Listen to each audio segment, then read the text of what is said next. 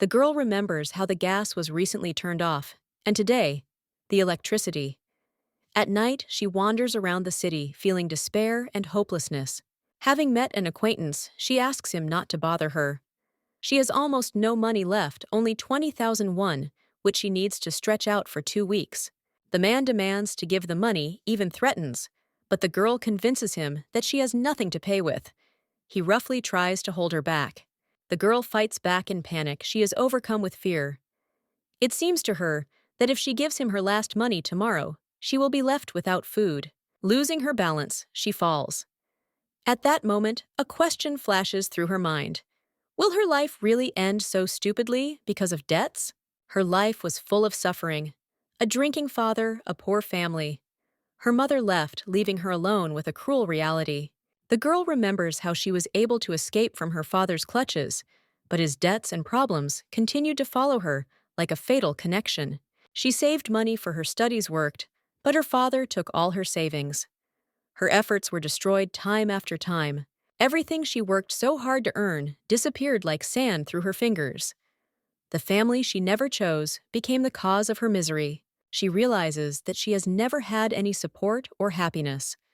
Her only wish is to find peace free from pain and loneliness. The night sky echoes with a wish for a peaceful life. Destiny promises that in the east are sown seeds that will save the world. The girl hears the call of her name, Mabel. Waking up, she notices curious faces around her and begins to realize her new reality. Those present discuss how the baby has changed noticeably in just a few days. Gratitude for her health is expressed with a smile. Mabel realizes she has been reborn. She is surrounded by care, but she wonders if she can hear the voices of her new parents.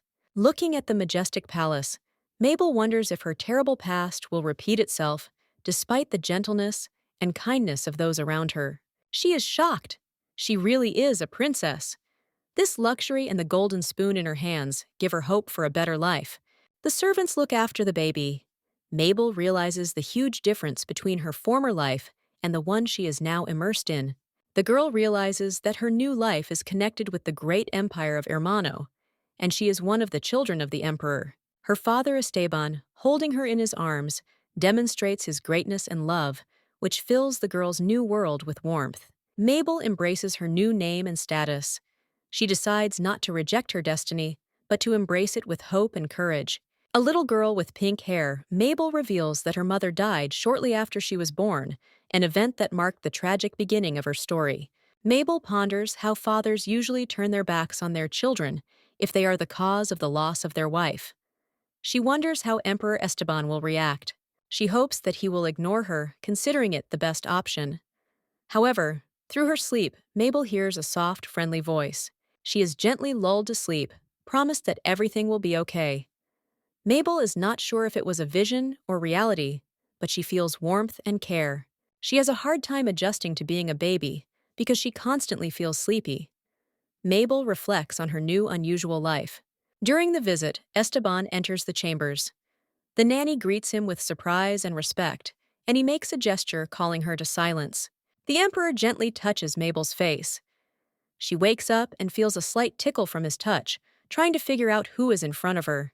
Esteban, looking stern but interested, notices that Mabel has finally opened her eyes. She is surprised to see him for the first time. He asks playfully if the girl seems to be looking straight at him. Her blue eyes study the unfamiliar face with curiosity. Nanny notices that Mabel seems to recognize her father as she was crying just a moment ago. This remark causes Mabel an internal shock. Mabel looks at Esteban in surprise, realizing that he is her father. The emperor, pleased, confirms this, bringing warmth and joy to their first meeting. Mabel is shocked to discover that it is her father and not her brother. Esteban touches her gently, trying to connect with his daughter. Looking at her closely, Esteban calls Mabel a smart girl for recognizing him, and a tender bond is established between them. Esteban, touching Mabel tenderly, speaks of her mother Siena. His words are filled with sadness, but he expresses love and care for his daughter. The emperor promises Mabel that he will protect her at any cost, adding that she is now the most important thing in his life. When Mabel accidentally grabs his ornament, she sheepishly excuses herself.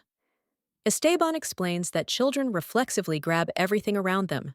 Mabel, remembering her past life, is sad that she does not want to experience the love of her family, fearing betrayal. Memories of her past life intensify her pain. She sees her parents who kissed her like a jewel, but later everything changed. She remembers the moment when her happy family fell apart. The fear of losing love once again fills her heart with a heavy burden. Mabel decides that she no longer needs love or affection. She chooses to be strong, protecting her heart from pain. A girl with a thoughtful expression looks out the window. Her thoughts are focused on the quiet life she dreams of, but everything changes. The map of the continent shows three powerful countries: the Ermino Empire, the hostile Devlin Empire, and the Holy Kingdom of Abelardo.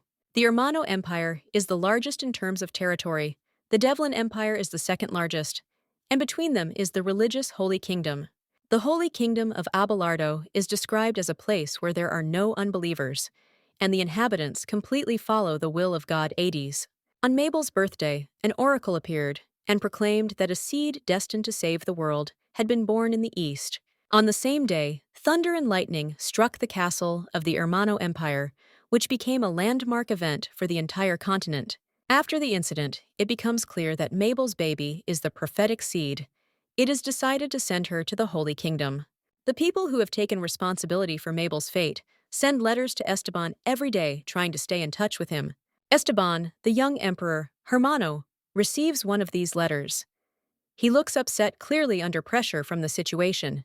An irritated messenger bursts into the emperor's presence, causing a storm of emotions. Esteban clenches his fist, realizing the complexity of what is happening. Esteban, sitting in the throne room, furiously condemns Abelardo, clenching his fists, his eyes full of anger and determination to resist injustice. The memories of the first Prince Oscar trouble Esteban, who realizes that the throne is out of his reach because of this rival. Mabel's soft face, tucked into a blanket, fills Esteban's heart with warmth. He considers her his most precious treasure. The thought of separation from Mabel causes Esteban pain. He firmly declares that he will not give his daughter to anyone, no matter how much the circumstances require it. His answer is categorical. He rejects the offer that could deprive him of Mabel. There is anger and certainty in his voice. The advisor is worried. He doesn't know how long he can ignore the outside pressure. The situation is becoming increasingly tense. Oscar ponders ways to resist the demands. He realizes he needs a trick to distract them from his family. The sudden encounter with the dishes and strawberries causes a stir. Guilt and regret are visible on Oscar's face as he looks at the mess. Esteban notices Oscar. The boy, despite his shyness, prepares to engage in conversation, aware of the importance of the moment. Oscar, as he gently greets Esteban, is touchingly portrayed his determination and humility, adding to the warmth of the scene. Oscar enters Esteban's office, tension in the air. Esteban asks him why he came, underlining the formality of the moment. Oscar timidly asks to see Mabel, with sincere desire written on his face. He is filled with childish hope, but is met with a cold refusal. Esteban responds to his arguments, sternly expressing confidence in his decision. Oscar tries to object, his emotions are running high, but his father remains adamant. Oscar insists that Esteban had previously promised to let him see Mabel in a month. However, his father calmly points out the reason, explaining his position. Esteban argues that Oscar is too impatient and could accidentally cause harm. He reminds the boy of past mistakes causing him embarrassment. In response to Oscar's despair, Esteban firmly states that the refusal is justified. The boy is outraged and tries to convince his father of his responsibility. Esteban reports that today is also impossible. Oscar, upset and disappointed, admits that he prepared for this day, did not even sleep last night. He tried to finish his classes early so he could see Mabel, but now he realizes that his efforts are in vain. Esteban sighs, understanding his feelings. Despite the refusal, Esteban tenderly places his hand on his son's head and asks him to follow him. This gesture shows his concern, despite the stern words. Meanwhile, Mabel, still a baby, lies in her crib. Her thoughts are filled with boredom, and she reflects that being a child is not as easy as adults think. Little Mabel, lying helplessly in her crib, reflects on her limitations, feeling discomfort at not even being able to roll over. Despite her efforts to stay awake, fatigue takes over, and Mabel struggles to keep her eyes open, falling asleep under the comfort of her blankets. The servants are concerned about Mabel, noting her constant desire to sleep, although they would like her to have some food before bed. Emperor Esteban appears with First Prince Oscar, puzzled that Mabel is asleep again, and Oscar looks at her curiously.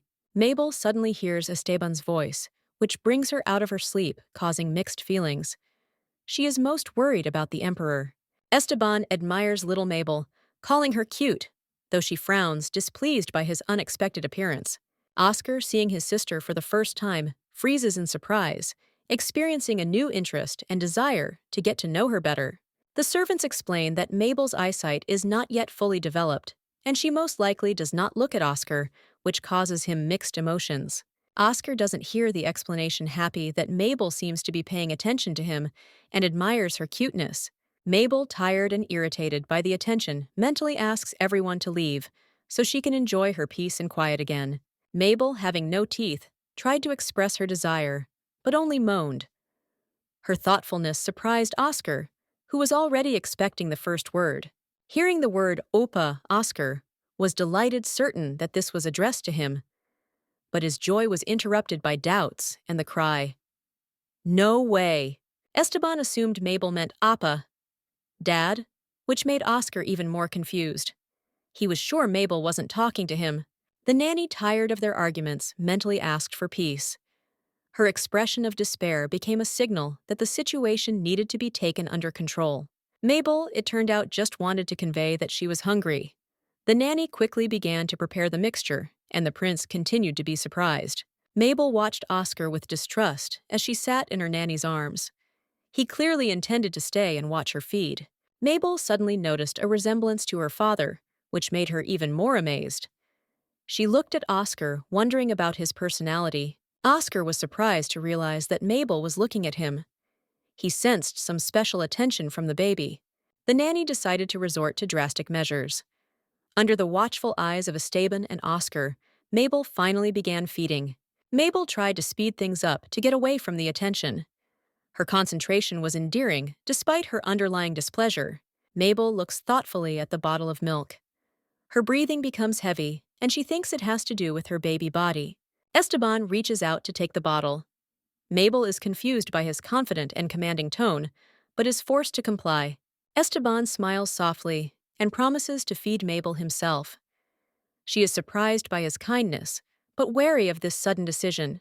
Seeing Esteban's smile, Mabel is shocked by his words. Her childish reaction is full of emotion and unwillingness to accept help. Mabel categorically refuses to be fed and loudly protests. Esteban, despite her protests, remains confident and calm. Esteban continues to feed Mabel, although she is not happy about the situation. The awkwardness of the moment causes her great irritation. Despite his protests, Mabel gradually gives in and eats her irritation mixed with surprise at Esteban's persistence. Esteban praises Mabel for eating everything. His gaze remains calm, but to her it seems challenging. Mabel is relieved to finish her meal, but remains dissatisfied. Esteban notes her success with a slight smile. The servants worry about Esteban's condition, but he assures them that all is well. The tension eases, but Mabel still feels vulnerable. Emperor Esteban holds Mabel in his arms and assures her that the milk she regurgitates is holy water, filling the scene with a strange pathos.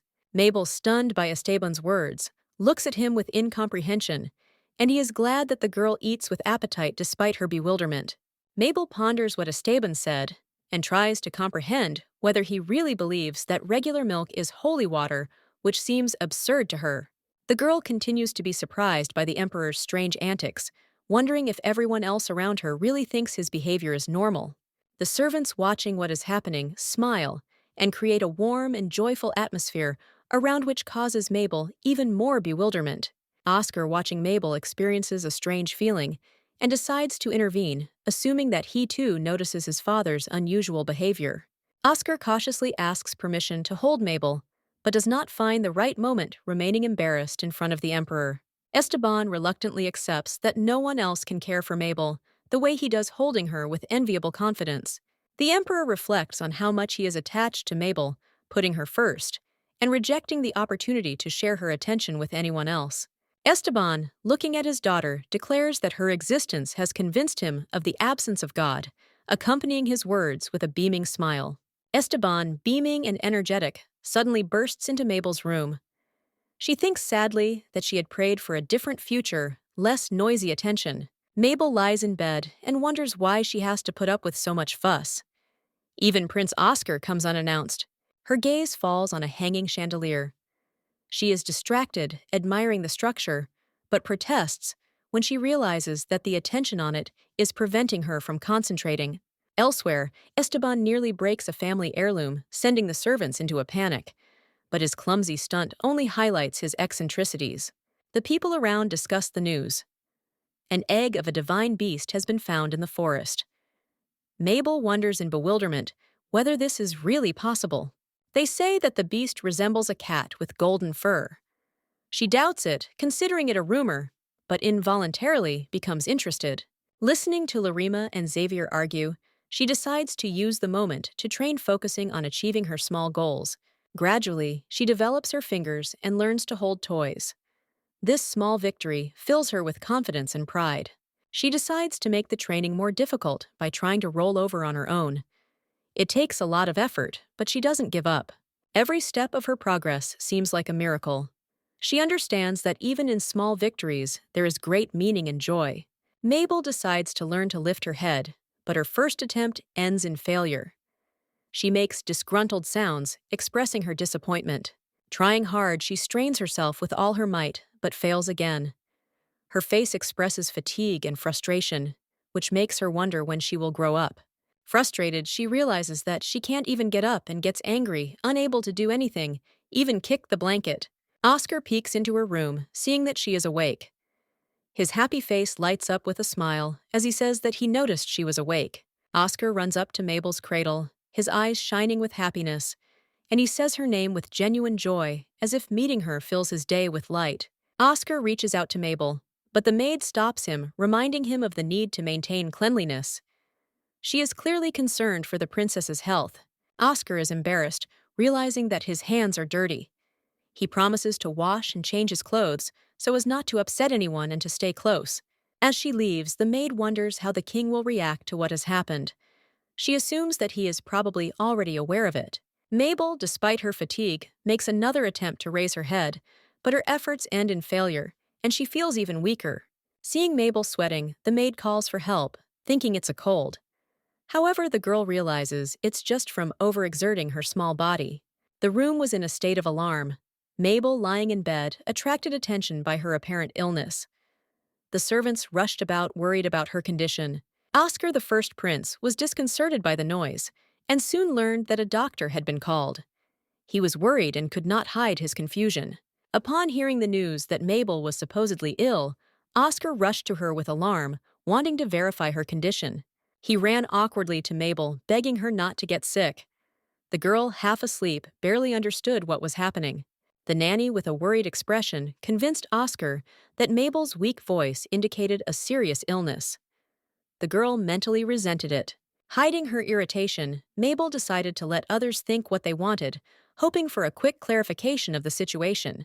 Esteban the Emperor went to Mabel's chambers with a worried look. The servants begged him to wait for the doctor, but he was in a hurry to see the girl.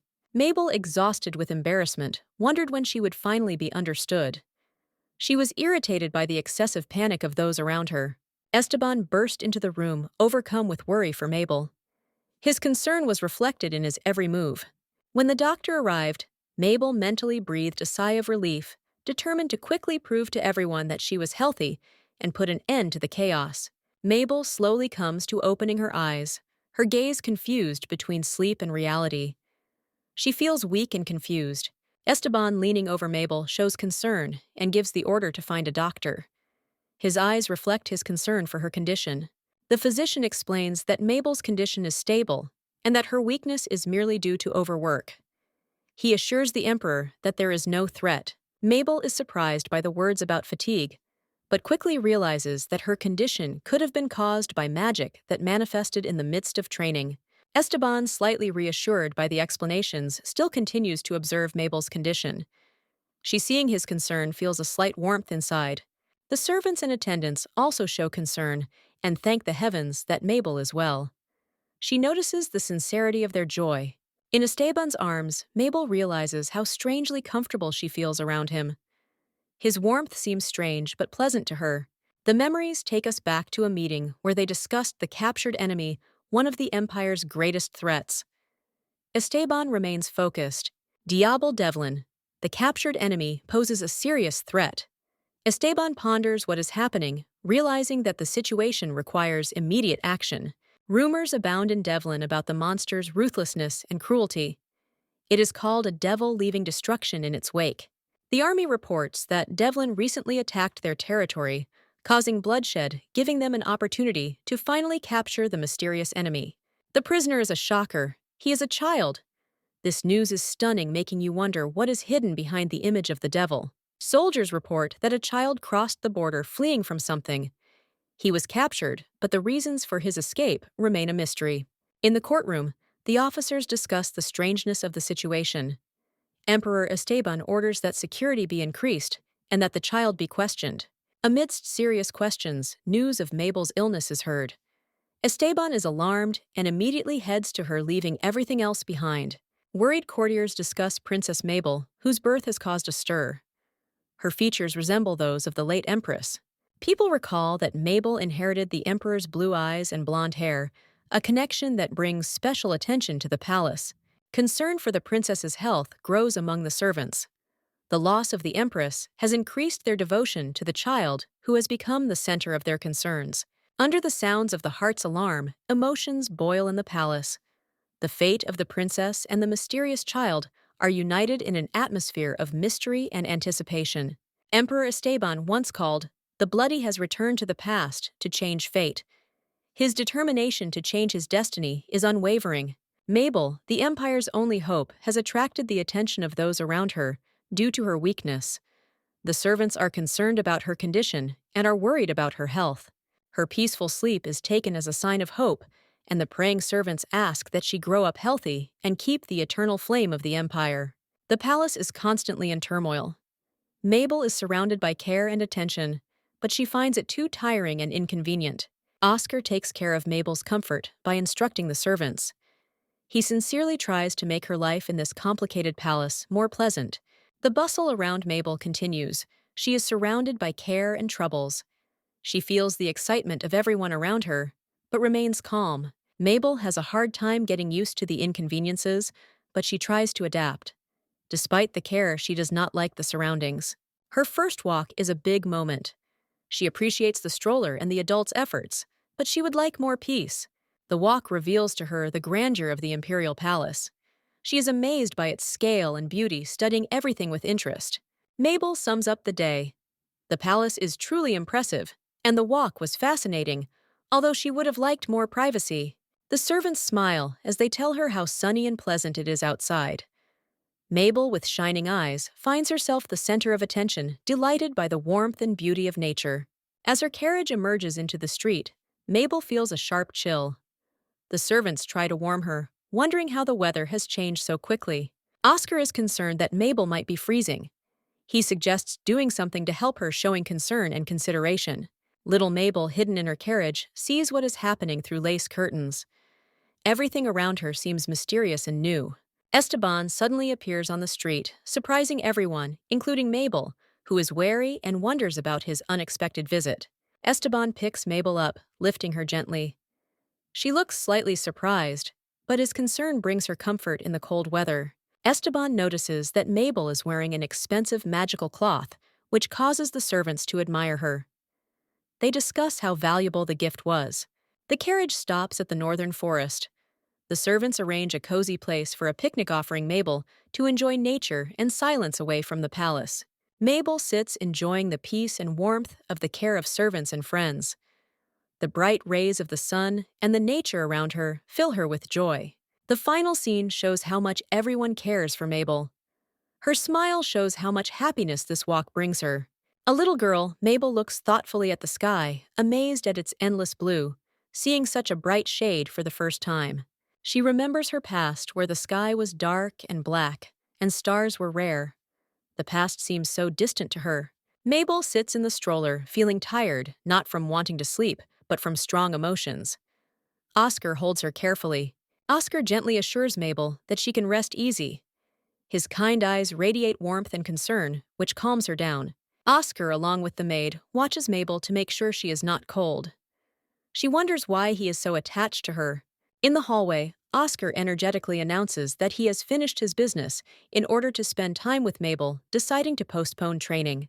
He explains to the maid that he wants to be close to Mabel, as this is her first trip outside. His face lights up with joy. Mabel reflects that she never considered the Emperor's family to be her real family. She feels like an outsider in this world. She reflects on her birth in this family and does not know how to behave with its members. However, she does not blame them for her feelings. Meanwhile, another character watching Oscar and Mabel admires their tenderness, but encounters an unexpected comic moment. Mabel, while with other people in the clearing, notices an unusual light. People begin to wonder what happened. Mabel, realizing that there is a divine being in front of her, feels surprise and excitement, and looks at him in fascination. A mythical beast appears before Mabel, a golden shining creature surrounded by flowers, causing delight and admiration among all present. Mabel realizes that this is not just any animal, but a legendary mythical beast she has heard about, and she is eager to learn more. She reflects on the fact that she has never encountered such creatures in her past, and she is overcome with curiosity about what it looks like up close. Oscar and the others suggest going to see the mythical creature up close, eagerly gathering together for this amazing spectacle. Mabel, upset, is afraid of being left behind and worries that the others will go without her, while she is unable to go. Oscar picks Mabel up, offering to take her with him. She is delighted and smiles, relying on his support. Mabel, full of enthusiasm, exclaims that she also wants to be a part of this event, expressing her passion and excitement. Mabel suddenly realizes her courage becomes slightly embarrassed, but continues to strive to meet the mysterious mythical beast. A vision of a wild cat appears in the meadow, which causes delight among the heroes, but suddenly a sound is heard, and the birds fly away in panic. Mabel, in the hands of a maid, surprises those around her with her behavior attracting attention, with her unusual reactions and bright eyes. Oscar anxiously asks when Mabel will be able to talk, and watches her, not realizing that her behavior could be a signal. Suddenly, Mabel makes a sound similar to meow, which shocks everyone who hears her, creating a wave of surprise and bewilderment. The servants discuss, not believing their ears, that Mabel said meow, and the girl herself clearly realizes what she has done. The general reaction of the characters shows that they were expecting special signs from Mabel, but her strange behavior only adds to the intrigue. As Mabel reflects on why she cares so much about the reactions of others, she feels that her actions evoke strong emotions. Mabel realizes that because she is in a child's body, her behavior becomes impulsive, but her mind still remains that of an adult. Inside the small body, Yoon-gyo-ul is still present, and this discovery makes her think about her future and actions. Looking down at her small hands, Mabel reflects on how her new body and age affect her decisions and those around her. Mabel starts speaking for the first time, surprising everyone around her. The maid is happy, calling her a genius, but the girl herself is embarrassed by her first word. Her inarticulate abu causes a storm of delight among the adults, but Prince Oscar remains indifferent, thinking that she should speak more meaningfully. Mabel chooses meow as her first word, surprising everyone. The prince is disappointed because the cat turned out to be more important than him. Oscar feels pain from the realization that her attention is not on him. Mabel's gaze becomes serious. She watches his emotions. The girl notices that something has shaken the prince, and as if trying to console him, directs her actions towards him, surprising those around her. The maid offers Oscar to hug the princess. He is confused, but obeys the request, feeling slightly embarrassed. Mabel reflects that after her rebirth, she never asked to be the first to hug her. But seeing the prince's pain, she changes her mind. The prince finally takes her in his arms, which becomes a touching moment for him. Mabel hugs Oscar for the first time, strengthening the bond between them. The girl keeps repeating, meow, surprising everyone with her persistent interest. Oscar tries to understand what she wants to show him. Mabel hints that she is interested in the mythical beast that appeared at her birth. Oscar agrees to explore the place with her. In a forest clearing, the children listen intently, But there is silence all around, and no one is visible. Questions raise doubts, but attention is focused on the search. When talking about recent events, the friends can't decide whether it was a joke or reality. Their argument brightens the atmosphere, but a mystery still remains. Oscar holds Mabel carefully in his arms, assuring her that everything is okay. Despite his words, doubts still linger in his soul, forcing him to turn back. Mabel stares into the distance, trying to take in the details. Her blue eyes are determined, and suddenly, a faint glimmer catches her attention. Suddenly, a slight movement catches the group's attention. Mabel expresses delight, and Oscar tries to figure out what happened so he can calm everyone down. Mabel is amazed by the sight of a golden mythical beast. The family discusses its beauty as the beast looks at the girl sparkling with magic. The girl remembers that she was reborn in a new world and is surprised by the animal's interest. She feels observed and fascinated by its behavior. Oscar holds Mabel in his arms as the beast circles around. Mabel notices his attention to her, but suddenly sneezes and the beast runs away. Mabel is disappointed that the beast has disappeared. Nanny urges them to return, noticing that the girl has caught a cold in the fresh air. Larima and Clavier are punished by Madame for the mess left behind by the incident. Oscar promises to return to play again. Mabel reflects that the walk was interesting because of the encounter with the mythical beast. She realizes that going outside can be beneficial. The nanny is worried about Mabel's health. The girl is bundled up to avoid catching a cold. Oscar explains that she was cold. Mabel notices a stranger with green eyes and a mysterious air. His arrogant appearance makes her wonder who he is. The nanny calls the man Duchess Donovan, and Mabel remembers that she has heard the name before, but cannot remember the details. Oscar and Mabel continue their journey, reflecting on the events of the day. The girl realizes that her new world is full of surprises and possibilities. Duchess Pacifica, Donovan, mother of the first Prince Oscar, is known for her steely will. But after her divorce from the Emperor, she remained strong and became a duchess. The Emperor was married twice. His first wife was Pacifica Donovan. Their marriage was one of convenience, but after Oscar was born, they separated. Pacifica overcame the resistance of the courtiers and took the place of the duchess. The emperor's second wife was the sweet and gentle Shiana Gardenia. After Mabel's birth, Shiana passed away, leaving her daughter an orphan. A month passed as the court adjusted to the new reality. Oscar felt insecure in his mother's presence. He felt like he was an unwanted child born from another marriage. For Pacifica, Mabel is just a reminder of the emperor's second wife. Oscar, on the other hand, is trying his best to hold on and not show weakness. Mabel, although under the care of a nanny, decided to run away for an adventure. Oscar was worried, trying to prevent her from disappearing.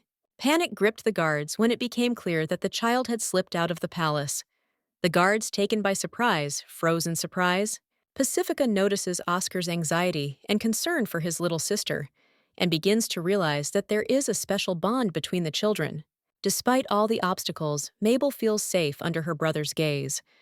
She reaches out to him, and he, for the first time, smiles sincerely.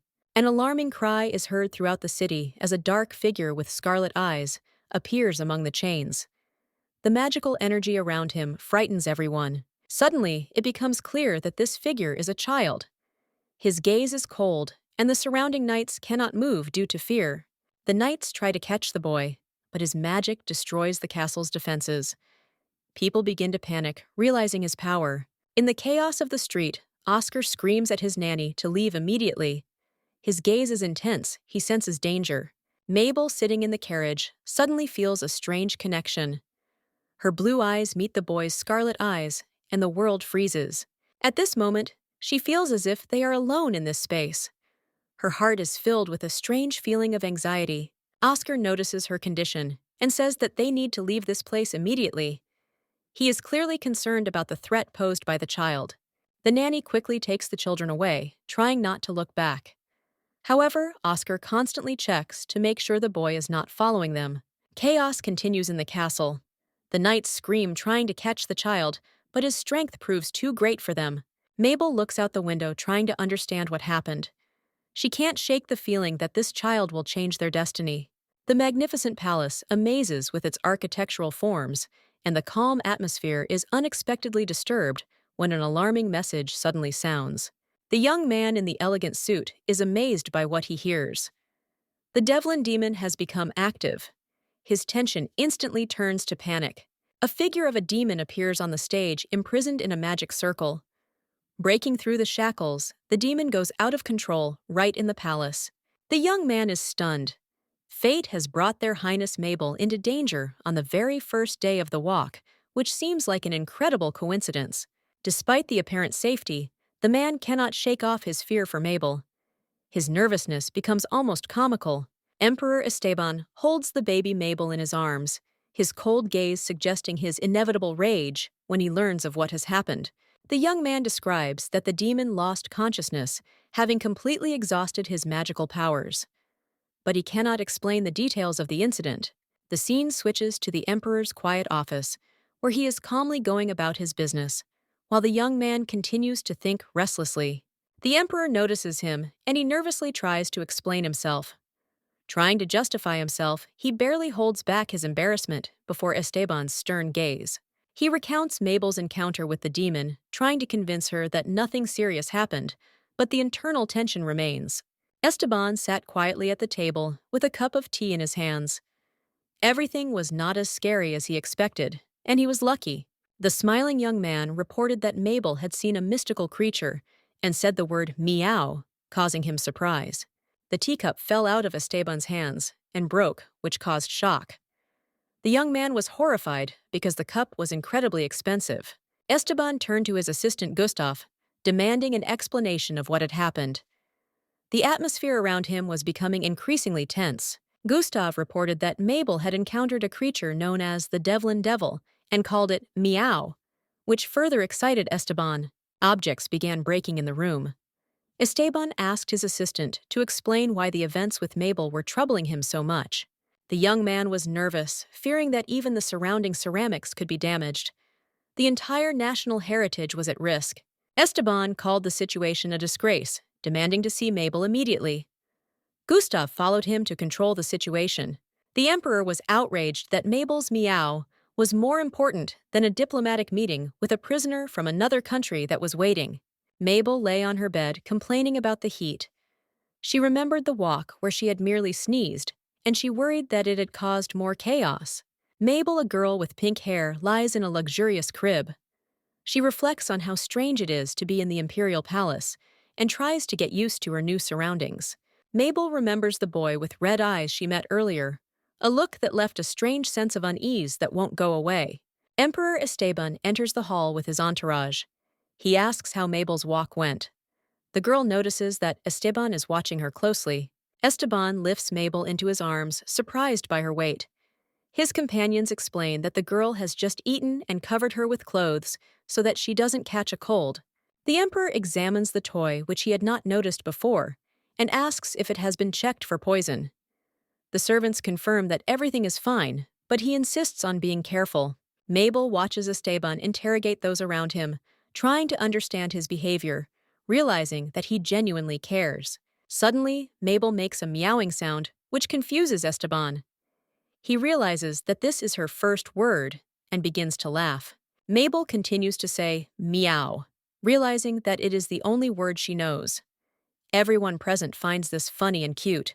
Esteban jokes that Mabel probably likes cats more than people, and he happily accepts her strange concept.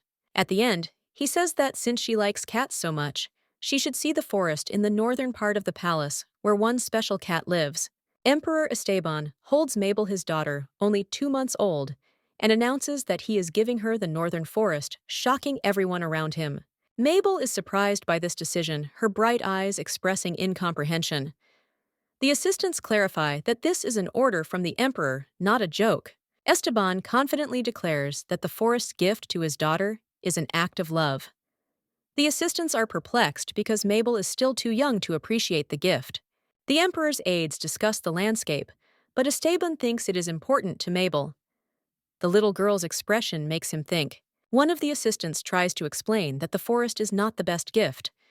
Esteban ignores this and remains true to his decision. The emperor decides to give Mabel a castle as well.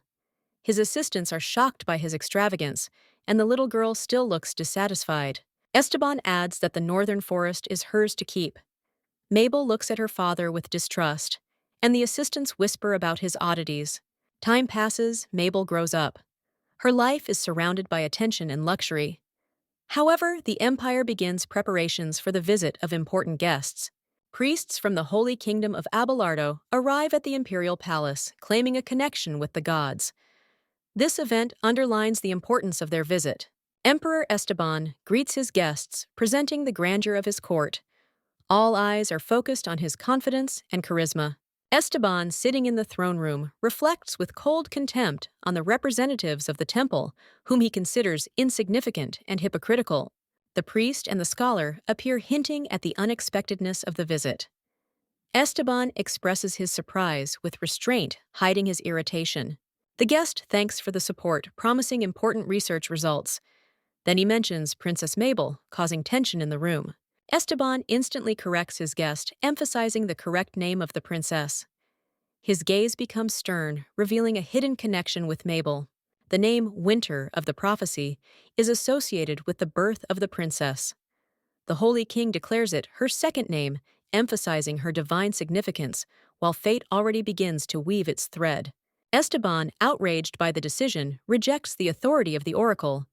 He questions the prophecy's connection to his daughter, doubting the veracity of the words imposed on him by the Holy Kingdom. In distant Hermano Mabel is born, and at that moment, a bright bolt of lightning splits the sky. These events are linked as a fateful coincidence, emphasizing her unique nature and connection to the prophecy. The Holy King, with a sly smile, awaits Esteban's reaction. In his hands is an object that should clarify everything. Esteban, despite his doubts, shows internal tension. Esteban remembers how his character changed after the wedding, becoming softer. But when faced with the threats of fate, he wonders if he will return to his former harshness to protect his daughter. Mabel is a baby just beginning her life, and Esteban resents the idea of sending her to the holy city, fearing for her fate, and considering the prophecy insufficient as a basis for such decisions. The Holy King gives Esteban a relic of the past, an ornate pendant that promises to reveal the truth. It is a transfer of power and proof of the previous emperor's past assistance from the Holy Kingdom. Esteban sees the pendant as a link to the past, but resents the idea of paying for the debts of the previous emperor at the cost of his daughter. He considers it unfair and questions the intentions. Esteban makes a strong statement that he will never sell his daughter. The Holy King tries to convince him that the prophecy is about protecting Mabel, but this only increases the internal conflict. Esteban's heart burns with determination. He realizes that he cannot leave his daughter, and he ponders ways to keep her safe despite the pressure and fateful prophecies. Esteban reflects on how difficult it is to deal with Abelardo's representatives.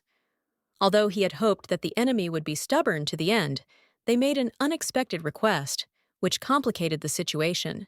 Abelardo's representatives request an audience with the princess. Esteban understands that this was their real goal. He feels compelled to agree, despite his inner resistance. Esteban remembers the old deal between the previous emperor and the Holy King that left him with no choice. He agrees to their request, but sets a condition to keep the situation under control. Esteban demands that the audience take place in his presence. He sets strict rules. Do not approach the princess closer than 20 meters, do not touch, and do not use magic power. Esteban adds another condition. If Mabel starts crying, the audience will end immediately. He sees the absurdity of these demands, but is determined to protect her. Abelardo's representative is shocked by Esteban's behavior, considering him overly emotional. Esteban makes it clear that he will protect Mabel at any cost if there is a threat. Meanwhile, Mabel is quietly in her room. Her nannies and maids are busy with their work, and there is an unusual silence around. She dreams of trying something new on her own. The girl tries to roll over on her own, in bed, determined to cope. Her internal monologues are filled with naivety and hope, but she encounters difficulties. Mabel continues to try, but she feels tired. She is frustrated by how difficult it is to accomplish tasks that seem simple to others. Her thoughts are filled with conflicting emotions. At this point, Oscar appears with a book in his hands. He visits Mabel again, although she does not respond to his visits.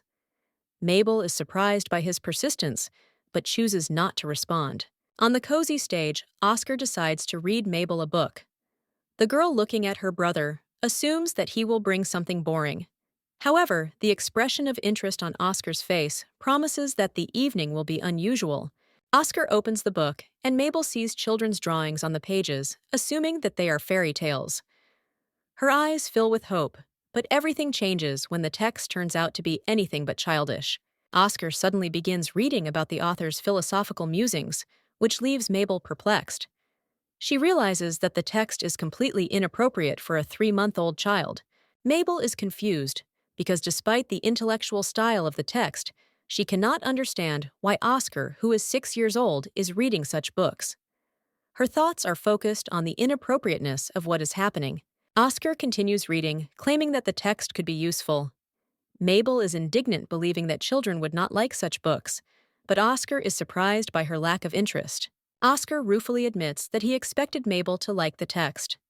The girl reflects with annoyance on how such a complex book could interest a baby. Oscar promises to bring something more appropriate next time, hoping to please Mabel. She feels the tension growing, but smiles, hiding her emotions. There is a noise in the room. Mabel notices that it is different from what usually accompanies the Emperor's appearance. The servants are also wary. Emperor Esteban enters the hall accompanied by mysterious people in white robes. Everyone bows in greeting, creating a solemn atmosphere. Mabel, lying in her cradle, feels the tension of what is happening. She watches the Emperor and the strange procession, wondering what has begun. Mabel lies on her bed, surrounded by soft light. She feels strange sounds and movements filling her space. Her thoughts are confused, but one thing is clear.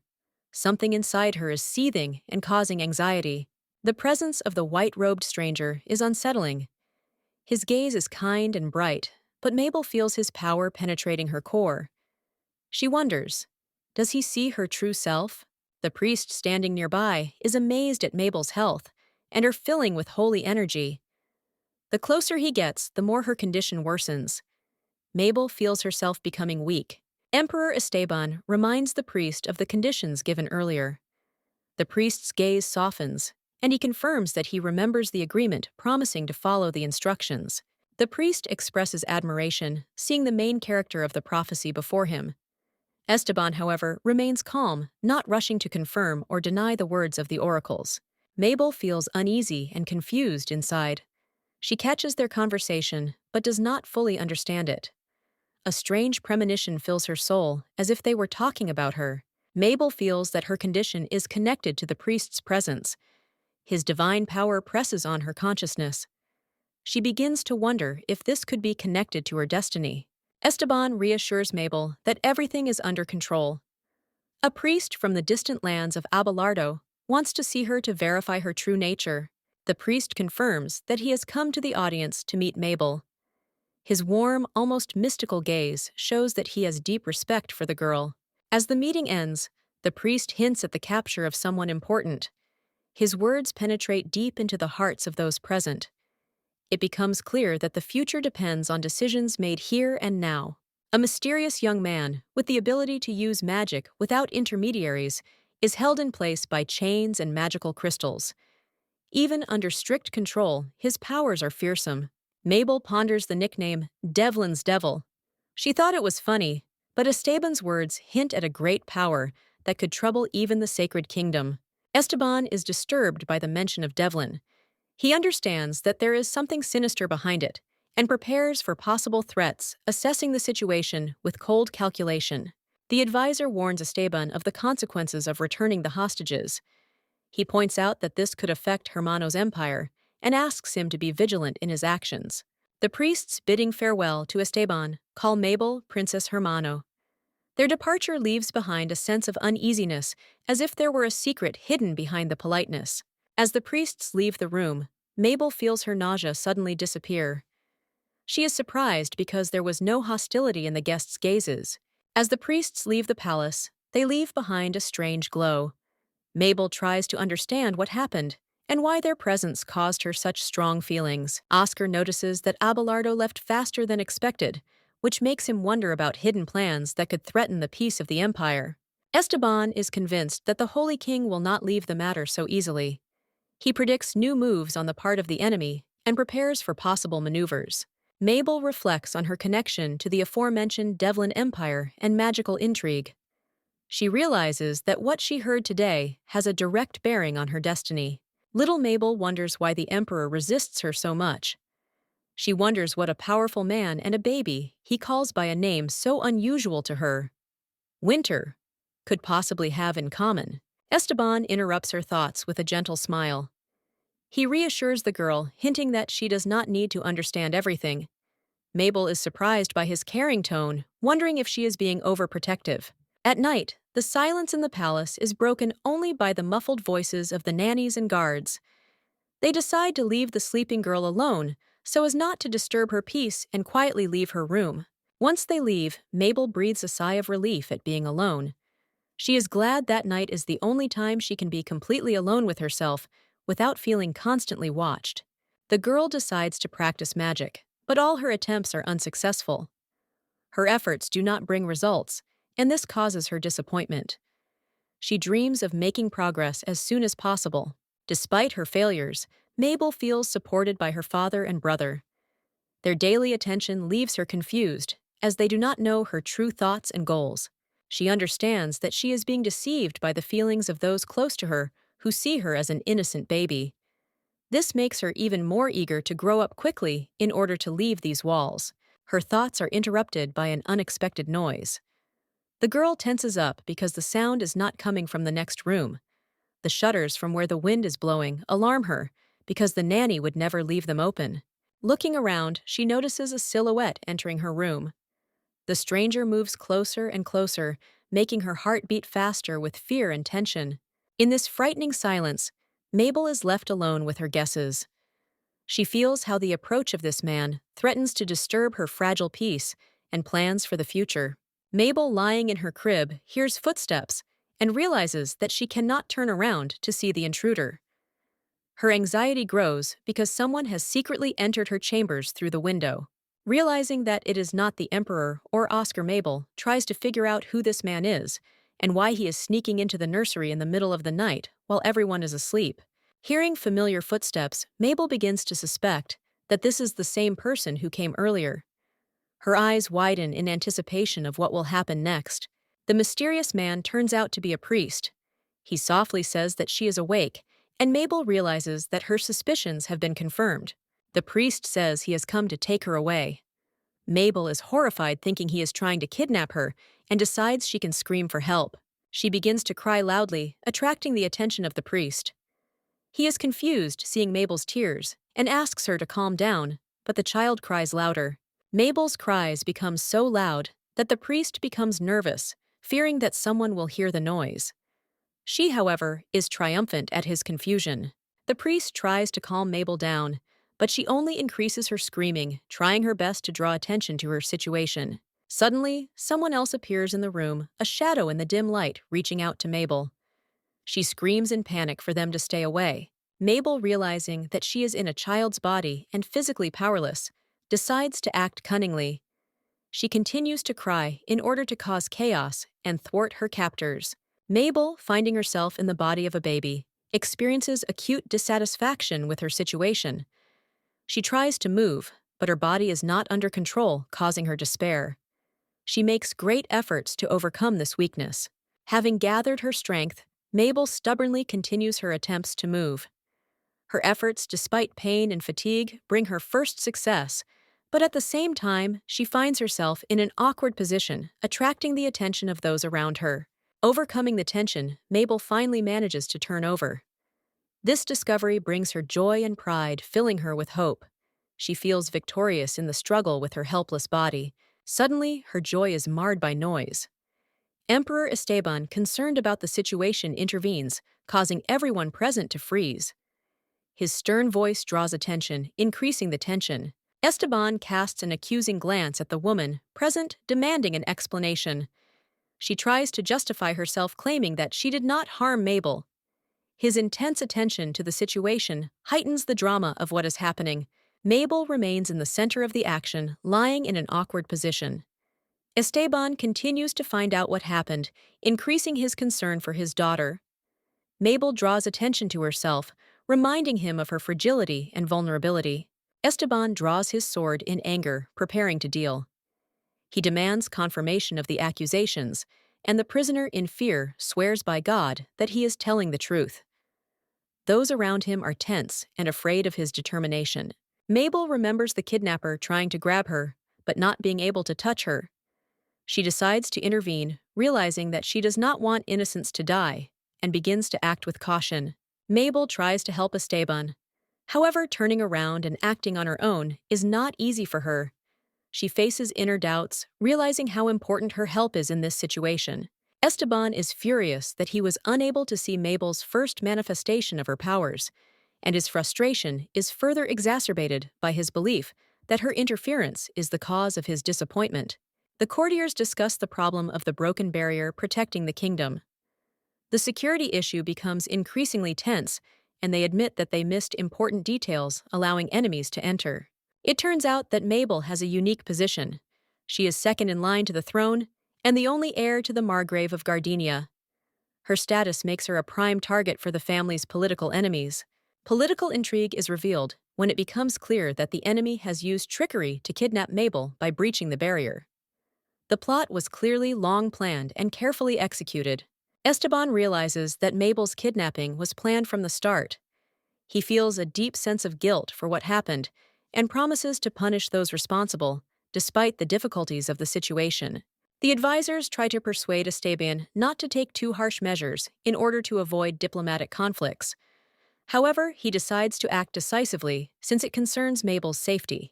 Esteban is willing to take any measures to protect Mabel. His determination to take revenge on his enemies and eliminate the threat becomes clear, despite the warnings of those around him. Emperor Esteban discusses diplomatic relations, noting that Mabel, despite her stoicism, cried over the incident, which leaves him with mixed feelings, showing his concern. Esteban is surprised by the rumors about his passion for the princess giving her gifts and riches. He admits that her favor is important because it changed his attitude towards his surroundings. Gerald expresses his concerns about the Montego affair. Esteban decides to leave the matter aside for now and trust in Gerald's insight, hinting at his loyalty and wisdom. Esteban decides to appoint Mabel a personal guard who can stand by her side and protect her. He announces this openly, hoping to find a volunteer among his subjects. Esteban reflects on the weight of responsibility, comparing it to a cup of honey filled with difficulties. He realizes that any wrong decision can lead to dire consequences. None of those present dare to become Mabel's guard. But suddenly, a mysterious person appears confidently, offering his help, causing surprise to those around him. The new guard declares that she is ready to protect the princess. Her determination and professionalism immediately inspire confidence in Esteban, who agrees to her candidacy. Mabel enjoys a moment of peace in her crib, reflecting on the harshness of the world around her. She treasures these rare moments when she can just be a child. The courtiers discuss the news of the Montego affair and note how the princess participates in the negotiations, which causes those around her to admire her wisdom despite her young age. Mabel dreams of having a real family she can rely on. She envies the brother-sister type of relationship and hopes to one day find the same support. The fox, with a wide smile and genuine warmth, addresses the little Princess Mabel. Her sleepy surprise and awkward reaction create a moment that is both comical and touching, but the suddenness of her awakening causes a little chaos. Mabel looks, and Fox is immediately there. The girl looks at him warily, wondering who he is and why he is acting so friendly. Fox is delighted by her confusion, calling her cute in her moments of fear. Fox, with an ironic smile, reminds Mabel of his first impression, hinting at her coldness. She asks irritably who he is talking to here so warmly. A woman in an elegant outfit enters the room, interrupting them. The fox recognizes the newcomer as Madame Ruth, and they begin to exchange pleasantries. Her appearance adds to the tension, as her name is linked to the family of the former Empress.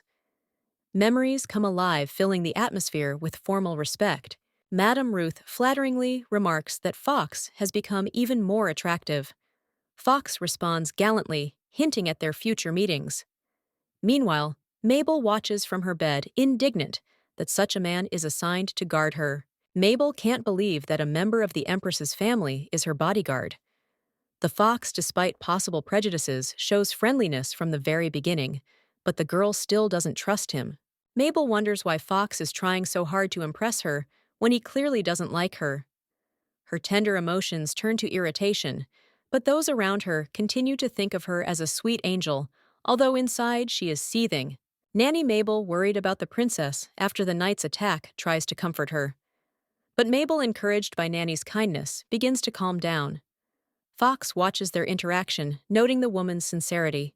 The fox, still watching the scene, decides that Mabel is pretending to be nice to fool those around her. However, he is pleased to see how the nanny's genuine smile warms the girl, creating a rare moment of calm. The fox humorously says that Mabel is not just a person, but an angel who came down from heaven. His emotional reaction causes laughter and surprise in everyone, emphasizing how captivated he is by her charm despite her coldness. Mabel is outraged by the appointment of a stupid, in her opinion, knight as her guard, considering this a mockery on the part of the emperor. She loses patience, seeing in this yet another proof of dislike for herself. The girl begins to think about her future. She is overcome with anxiety. She asks herself whether she will be able to cope with the situation and be safe. Oscar usually appears serious, which is explained by the expectations placed on him as the heir. Society sees him as a hope, which affects his behavior. However, when they meet in person, Oscar behaves like a normal child. His childish antics cause Mabel slight bewilderment. She did not expect such simplicity in his behavior.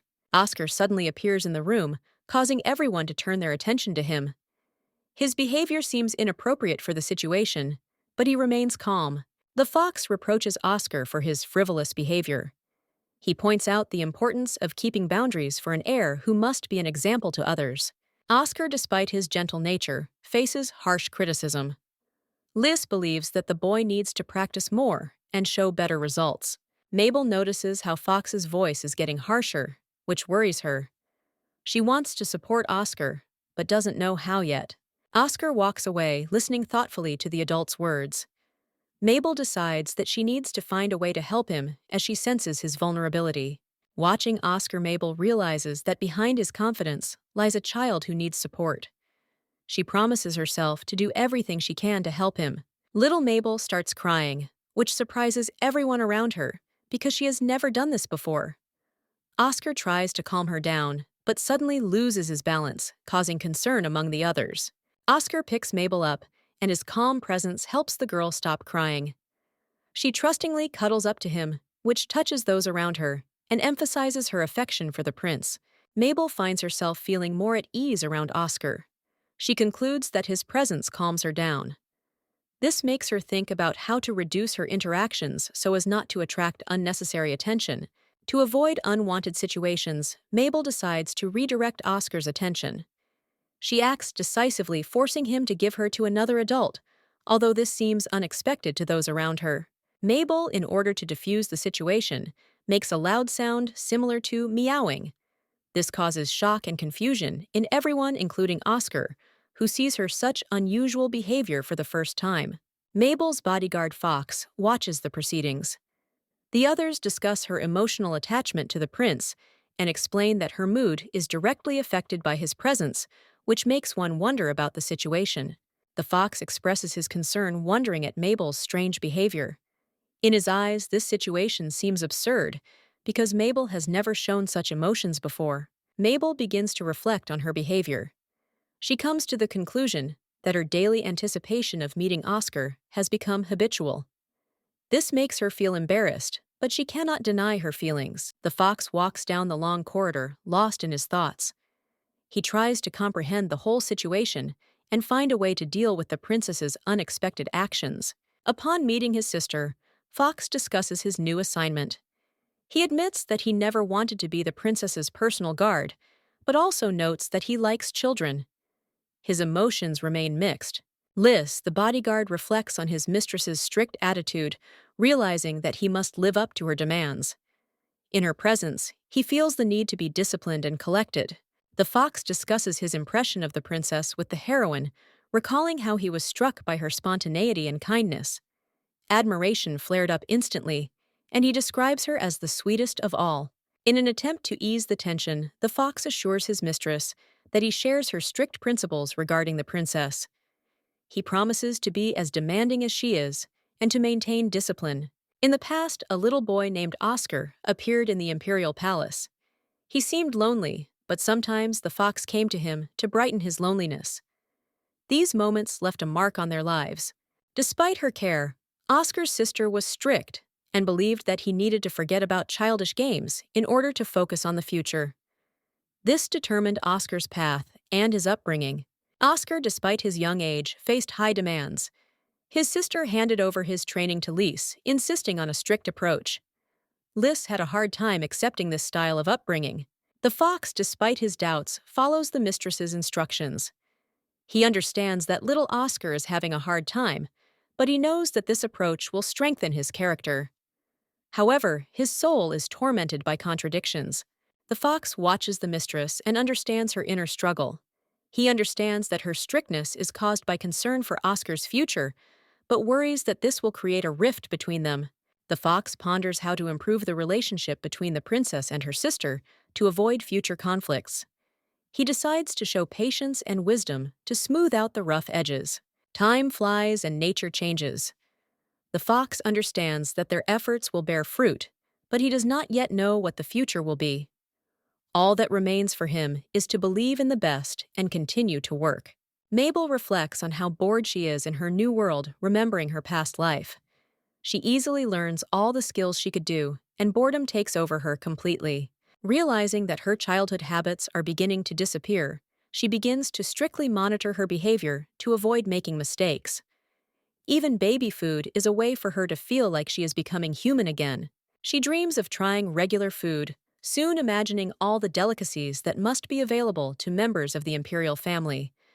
Remembering her past life, she regrets the pleasures she missed. Lost in memories of the old days, Mabel tries to distract herself from becoming despondent. She notices that something unusual is happening today at the door of Fox, her guard. Mabel thinks about Fox, remembering his role as a teacher to Oscar. She knows how strict he can be, and his teaching methods make her uneasy, especially with children. The girl notes that Fox only relaxes in her presence. However, looking at his behavior, she begins to wonder if he will change when Oscar comes. In one of the situations, Mabel suddenly meows loudly, which causes laughter and surprise among those around her. They discuss her unusual behavior, associating it with her feelings. Mabel is bored and says she wants the night to end so she can do something interesting. The people around her suggest she take a walk to cheer her up. During the discussion of the walk, a kitten is mentioned that is believed to be Mabel's favorite. Her fascination with meowing makes people think that she actually loves cats. Although she likes cats, Mabel admits to herself that her interest in them is exaggerated. She is confident that one day she will be able to explain everything to others when she begins to speak fluently. Mabel, a little girl with pink hair, looks at the adults with curiosity. They notice her interest and kindly offer to look at the kitten. The girl's eyes shine, but in her soul there remains a doubt, as if no one understands her feelings. Mabel notices how hot it has become and reflects on how much has changed since she was in the castle. A gentle breeze touches her face, and she is momentarily lost in her thoughts, trying to get used to the newness. Summer brings pleasant warmth, and Mabel finds herself out for a walk.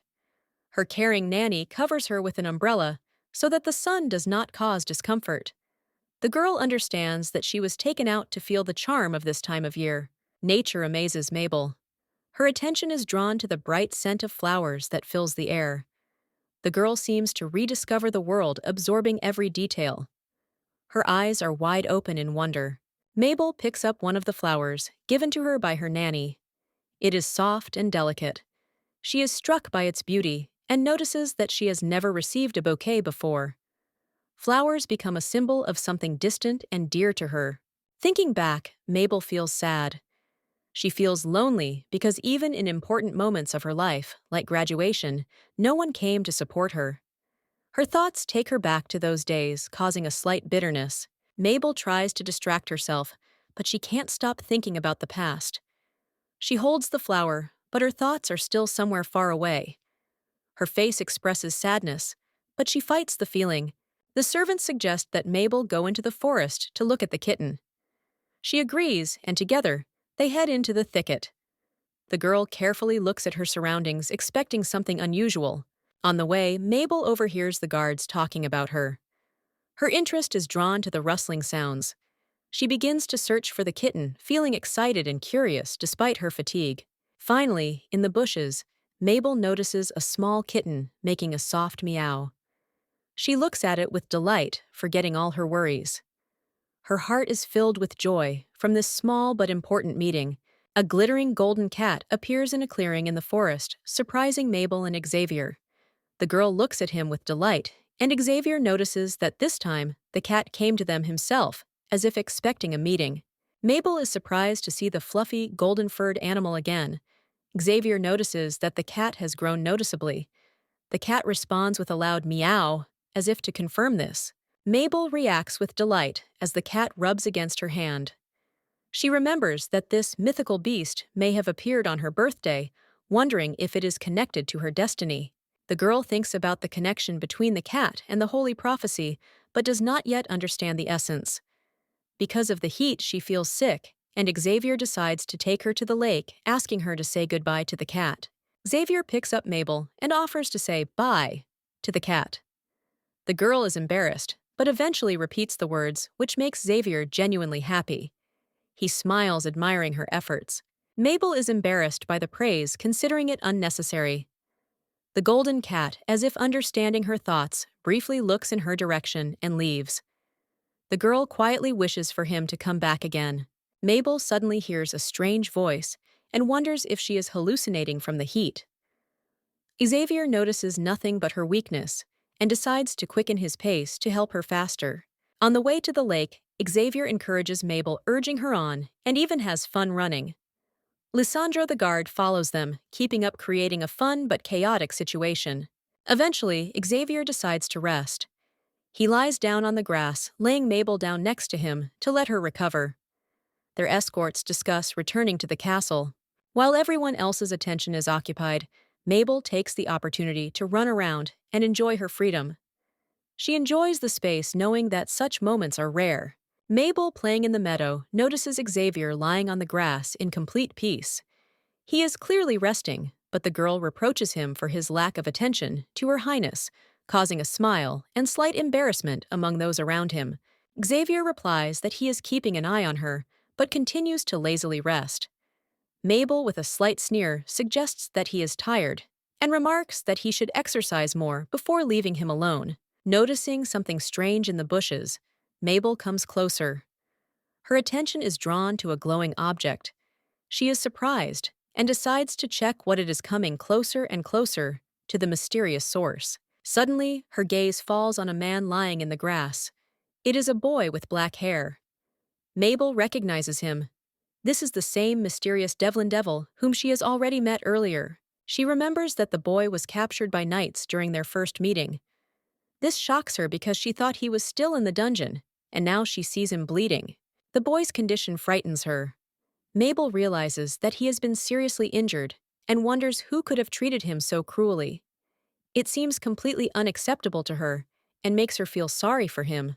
The girl notes that the boy is about the same age as her friend Oscar. She decides to help, but her weak body does not allow her to take significant action, although she tries to somehow crawl to him. Realizing her limitations, she ponders how to wipe away the blood, but her strength is not enough to even call for help. Her abilities are limited to slow movement. At this time, Xavier wakes up and notices that Mabel has crawled quite far away from him. Surprised, he gets up to check what happened because her behavior seems strange to him. Mabel panics, wondering what to do in this situation. She is tormented by thoughts of helping the boy, but at that moment, she hears the sound of footsteps and realizes that she has been found. Mabel carefully hides something in the grass, deciding to hide it until someone arrives. At that moment, Xavier, looking around cheerfully, calls out to her, teasing and calling her princess, as if he wants to catch her off guard. The girl hurries to finish her actions before anyone notices her. Finally, a flash occurs in the grass. A wounded guy with black hair appears in front of her, with green leaves lying on him. Opening his eyes, the mysterious young man reveals himself to be Devlin's devil. Mabel is struck by his red eyes and mysterious aura. His gaze, full of mystery, seems to draw her in, leaving her hesitant. Mabel finds herself overcome by a strange sensation from the stranger's red eyes. She fights the urge to get closer and decides to run. Panicked, she calls out for Xavier, but inside she feels uneasy. Xavier arrives in time and is relieved to see Mabel. He laughs at her worried face and asks her solicitously how she got into this situation, what scared her. Reassured, Mabel admits to Xavier that she did everything she could to help her attention, still returning to the mysterious boy she left in the clearing surrounded by greenery. Devlin's devil, in a daze, recalls his existence immersed in darkness. He sees fragments of memories where he loses control of himself and becomes a weapon of destruction without feelings or choice. His past is filled with dark scenes of him shrouded in darkness, killing indiscriminately like an instrument. All this causes him pain and self-loathing, plunging him into endless despair. In rare moments of his existence, he comes to his senses. One day, his magical abilities were trapped in a sphere that held his power, turning him into a prisoner. Suddenly, the magical barrier is breached, and Devlin's devil escapes. The guards discover his absence, and Mabel is left wondering how fateful her encounter with this mysterious creature will be. Against the backdrop of the forest, the command to capture the fugitive is heard, and the tension increases. The boy with black hair, clearly wounded, realizes that he is near the palace of Erminot. He is pursued and is forced to run further, overcoming pain. The wounded boy tries to run away despite his weakness. His mind suddenly clears, and at that moment, he meets the gaze of someone unexpected. This piercing feeling makes him freeze. His gaze meets the blue-eyed child, and it surprises him. The encounter disorientates him, causing him to lose consciousness again. He feels himself on the edge of his strength. Having barely come to his senses, the boy wonders what this strange feeling of clarity was. He realizes that he has lost a lot of blood and decides to rest a little, falling to the ground in the middle of the forest. Lying in the grass, he hopes that a little rest will help him regain his strength. Nearby, a blue-eyed girl with pink hair appears. He senses her presence, but believes that she is not a threat. The girl comes closer, not afraid of his wounded state. He thinks that she will soon leave on her own and tries to relax again. Her actions cause him slight surprise. He smells the herbs the girl collects and brings to him. This awakens his consciousness again, and he begins to understand that something unusual is happening around him, as if the limitation of his power has been lifted. A girl's light footsteps are heard nearby, and she tries to talk to him. She notices that he seems lost. Her simplicity surprises him, and he silently watches her actions. The boy notices another person approaching. He tries to understand who this person is and how he is connected to the girl. At this time, the night air seems hotter to him than during the day. The gaze shifts to the majestic palace that rises in the darkness of the night. The guy reflects on the strange coincidences and feelings that overtook him that day, realizing that the night brought changes. Mabel, feeling very unwell, lies in bed, her body engulfed in heat. Her maid is alarmed by the girl's condition and hurries to call a doctor, realizing that her mistress's health is in danger. Recalling how they were caught in the pouring rain, the maid laments that it was all due to the unexpected bad weather. On the way back, Mabel got wet, despite the staff's attempts to protect her. Back home, Mabel was thoroughly washed and changed, but the fever persisted. She thought she was experiencing her first summer cold one, so severe she had never felt before. Esteban, having learned of Mabel's illness, came to her chambers. He is concerned about her condition, notices how difficult it is for her to bear even a simple cold, and worries about her health.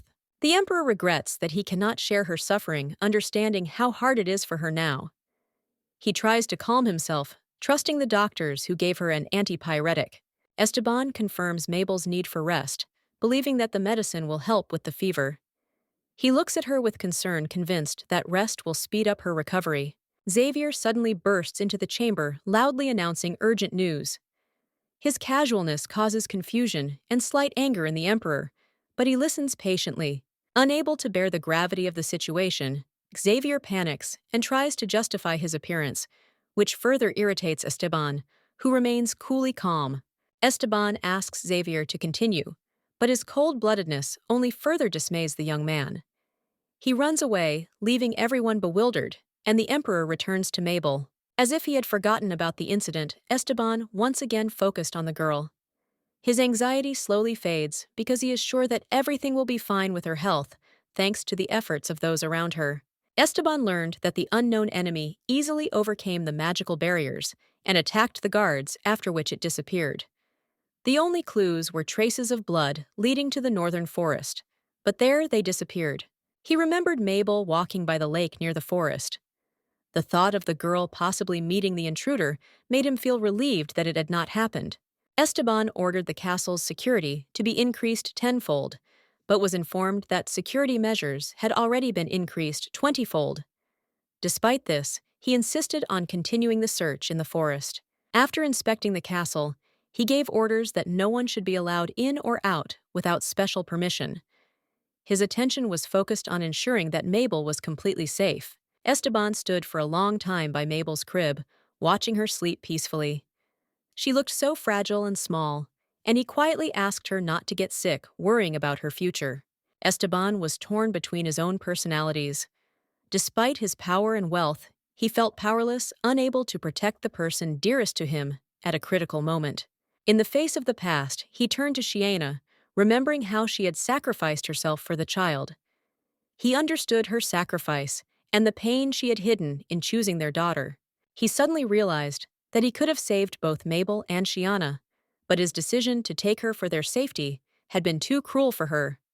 The feeling haunted him. Esteban stayed in the room with Shiana, silently asking for forgiveness. The internal torment and regrets of the past did not give him peace, and he was looking for a way to atone for his guilt. But her words reminded him that forgiveness wasn't what he was looking for. He didn't want an apology. He wanted to go back to the times when he could protect her and Mabel, but that was no longer possible. Esteban reflects on how hard it was to accept the departure of a loved one whose words of forgiveness were never his last. He feels a deep wound in his heart that has become a scar. Looking at little Mabel, Esteban decides that he will protect this child from all harm so that nothing threatens her. However, in his soul, there is a smoldering fear: will he be able to cope with this task? Esteban admits to himself that his fear is enormous, and he was afraid to even accept this responsibility. This feeling led him to think about abandoning his mission. He stands next to Mabel's crib, wondering what it is that frightens him so. He looks at her and asks for forgiveness, realizing that he is now her father. Esteban finally convinces himself that he can handle it and protect Mabel because he is her dad. These thoughts fill him with determination and confidence. Mabel, suffering from the heat, feels dizzy and realizes that there is no one left in her life who can help her. She understands that she must cope on her own. Finding expired medications, the girl is disappointed to realize that she doesn't even have the money to buy new ones. Bitter memories of losing her father come to her mind. Her thoughts return to her mother, who she says will never return. This fact makes her even more lonely and causes her pain and sadness. Mabel is tormented by questions about why her parents did not love her and why she is always alone. Her pain is intensified by the knowledge that, in the eyes of others, she looks pathetic. Lying on the floor, she wonders if it would make her feel better to know the reason for her loneliness. But alone with herself, she realizes that no one will answer this question. At night, Mabel heard an unfamiliar male voice. It seemed calming to her. After asking if her father had returned, she felt a coolness on her forehead, which surprised her because she did not have a father. She felt warm and caring as she was given a spoonful of medicine. A man's voice comforted her, telling her to get well and that they could go for a walk together, leaving her in tender dreams. Her mind was in a tangled mess. She had a dream where a stranger said he was her father. Mabel couldn't believe it because she never had a father. However, he assured her that he could protect her. Her heart was filled with longing and a desire for a family. Even though she thought it was a dream, she felt a warmth and safety that seemed so real that she didn't want to wake up. Mabel wanted to believe in the dream because here she was, accepted and forgiven, no matter what she was. Even knowing it was an illusion, she enjoyed the peace, afraid that waking up would destroy this fairy tale. She saw herself in a cozy bed, and a man with white hair sat next to her. Her consciousness begged her not to end this dream because she was calm here and the world seemed bright and kind. Waking up brought the realization that a damp towel had touched her face. Remembering her condition, Mabel realized that she had caught a cold and mentally thanked for the care, not understanding where it came from. She felt relief, realizing that she was better now. Vaguely remembering the events of the night, she was lost in thoughts about who could be nearby. She was warmed by the thought of support. Mabel decided to brush off the memory of the man as just a dream. She got out of bed, telling herself that there was nothing to be afraid of and that she just needed to move on with her life. Esteban suddenly appeared in the room. Mabel was surprised to recognize the Emperor, and her mind was filled with questions about why he was here and what this meant for her life. Esteban watches Mabel anxiously as she sleeps with a slight blush on her cheeks. He carefully checks to see if her temperature has dropped and wonders why he is the one caring for the girl instead of the nanny. Mabel wakes up to find the Emperor looking tired and pale, as if he had not slept all night.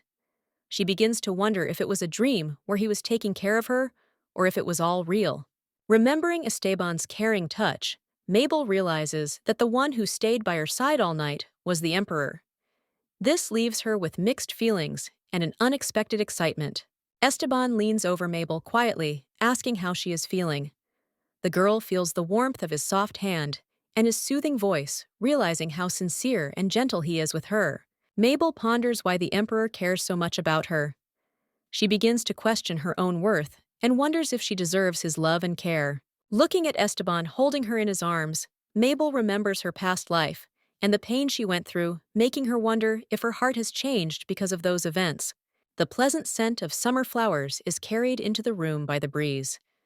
Mabel enjoys the moment, but her peace is disturbed by the servant's request to close all the windows, which annoys her.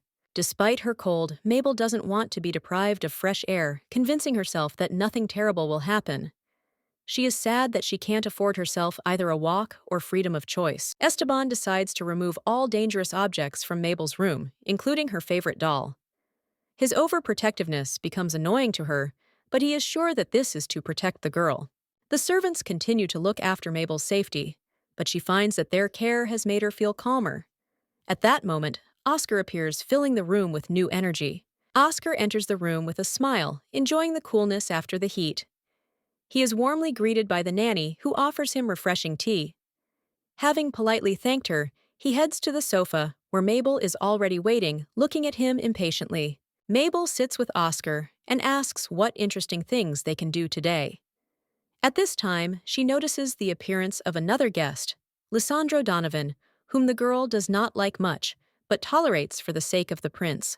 Mabel suddenly starts acting strangely and jumping up and down with a cheerful meow, imitating a cat. Lissandro, who comes in, watches this with a smile, calling her a little princess, which amuses Oscar even more. Oscar takes little Mabel in his arms and tries to explain that Lissandro is not so bad. The girl, offended by his words, only hugs her friend tighter, showing that she is ready to protect him from all enemies. Oscar remembers how Lissandro used to be kind and playful with him, but became strict after becoming his mentor. Despite this, he understands that Donovan only wants the best for him, trying to raise a worthy heir. Mabel decides that it is her duty to protect Oscar from Lissandro's influence, remembering how he has changed. Suddenly, she is distracted by the books brought to Oscar. Mabel looks at the stack with confusion and curiosity. The girl is surprised by the huge number of books that Oscar has to read. She shares her opinion that so many tasks for one person is terrible. However, Oscar replies that he is interested in learning something new. Oscar opens one of the books and tries to read it. However, the text is difficult and incomprehensible. He reflects on how unfair it is that he has the ability to understand the world, but not the ability to read. Mabel, having found maps of the continents in a book, is fascinated by them. She happily shares the find with Oscar, making him forget about the difficulties for a moment and just enjoy the moment. Mabel notices that Oscar had no interest in books before, but maps have piqued his interest. Together, they dive into the study of the continents, creating an atmosphere of warmth, joy, and carefree childhood. Oscar tells Mabel about the great Hermano Empire where they live. He mentions its history, its rise to power through conquest, and speaks of the neighboring Holy Kingdom of Abelardo, but quickly changes the subject, clearly hiding something. They look at the map, noting the neighboring countries, the kingdoms of Percy and Bargatha. Oscar amazes Mabel with his knowledge at 6 years old, and she feels slightly embarrassed by her inexperience. Mabel is amazed that such a young child understands the geography of the world so well. She begins to admire Oscar, realizing his extraordinary mental abilities. While looking at the map, Mabel notices the second largest country. She asks about it, and Oscar names it the Devlin Empire, causing the girl to feel unexpected tension. The mention of Devlin brings to mind an image of a demon associated with the place. She remembers how the demon managed to escape and wonders if it has been recaptured. Oscar explains that the relationship between Ermino and Devlin is extremely tense. Devlin is always looking to attack, which is why the atmosphere becomes so tense whenever he is mentioned. He adds that even Montego of the Holy Kingdom views Devlin with suspicion. Despite the buffer of Abelardo, Hermano's northern border remains dangerous and conflict-prone. Oscar recalls a recent skirmish on the border in which Hermano's troops were wiped out. He heard rumors that it was the work of a single man. Mabel is shocked by this information, not believing that one man could destroy an entire army. Her attention returns to the map, where Oscar confidently points out the location of the battle. Oscar laughs at her surprise, but admits that he is telling her all this just to keep her busy. Mabel claims that she understands more than she thinks and is waiting for more stories. Esteban asks Mabel to repeat a simple exercise after him to develop her motor skills. He shows her how to stretch her arms and hold them in the right position, but the girl feels limited, aware of her youth. Mabel decides to play with Oscar, enjoying her childhood. She feels joy from playing and communicating with the first prince, who pleases with his enthusiasm and support, helping her overcome her fears. The summer day brings a pleasant coolness. Mabel is 8 months old. Despite this, her parents are worried about her immobility. The doctor assures that there are no other health problems. The parents discuss concerns about Mabel's condition, noting her developmental delays. However, the doctor believes that the situation may be temporary and advises against panicking. With growing awareness, Mabel begins to roll over on her own, albeit belatedly. She struggles, but finds the strength to continue. Her parents begin to see hope. The latest medical results confirm that Mabel is healthy. Her mother is happy, but she can't shake off the feeling of worry, believing that she is paying too much attention to her immobility. Mabel wonders whether to show her learning to roll over. She is afraid of comparing herself to other children and making mistakes in her actions, fearing that she will repeat the mistakes of the past. When night falls, Mabel is left alone and begins to train hard, trying to move with all her strength. She considers her work a secret mission and puts in maximum effort. She understands that her work must remain secret, so she tries to act quietly so that no one can hear her efforts, especially Esteban, who may be behind the door. Despite her fatigue, Mabel remembers that even in difficult situations, such as being the future ruler, one must remain persistent. Esteban, holding her, makes it clear that he believes in her strength and future. Mabel, with incredible effort, learns to cling to the railings of her crib. She feels proud of her first success, but soon realizes that the hardest part is ahead. She needs to stand up. The girl motivates herself by remembering the joys of her past life, where she knew how to walk. She tries to get up, clutching the railing, but her movements are still uncertain, and her attempts are accompanied by childish babble. Mabel tries her best to get up. Inspired, she makes one last push, and here she is on her feet. Illuminated with happiness, she exclaims that she will be able to walk on her own. However, the joy is replaced by awareness. Only after standing up, she understands that she won't be able to run right away. Mabel looks at the world with new delight, as if she is taking the first step in her life.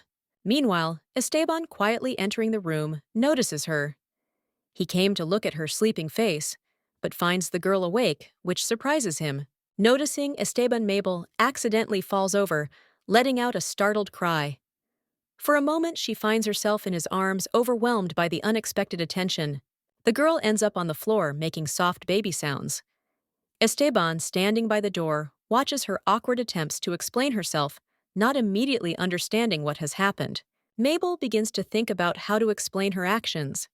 She is afraid that her too rapid development may seem strange and ridiculous, and looks for an excuse. Suddenly, it dawns on her that she can't speak yet. A plan to surprise Esteban by keeping everything a secret flies through her mind, but she's too nervous to continue babbling. Esteban, looking at her, says that he is proud of her. In his eyes, she is a true genius. Mabel feels her heart fill with warmth because her efforts have been noticed. Mabel, a girl with pink hair, looks surprised when her father, Emperor Esteban, decides to celebrate her first step. The atmosphere is filled with emotional excitement because for him, this moment is a significant event. The emperor looks at his daughter with pride and is eager to share his joy. However, his impulse to action shocks Mabel. She does not understand what awaits her. He lifts her up as if preparing for something important. Mabel is overcome with excitement, but also fear. Esteban wants to give her something special to mark the occasion. His solemn determination fills the scene with anticipation. The emperor ponders what gift to give his daughter. Despite his majestic manners, he shows concern trying to choose something unique and meaningful for her. Esteban offers the gift of the Duchy of Bastante. The offer is so grandiose that Mabel is stunned trying to comprehend it, wondering what it means. At this time, affairs of state are being discussed in the throne room. Esteban, maintaining his characteristic severity, makes decisions that testify to his strength as a ruler.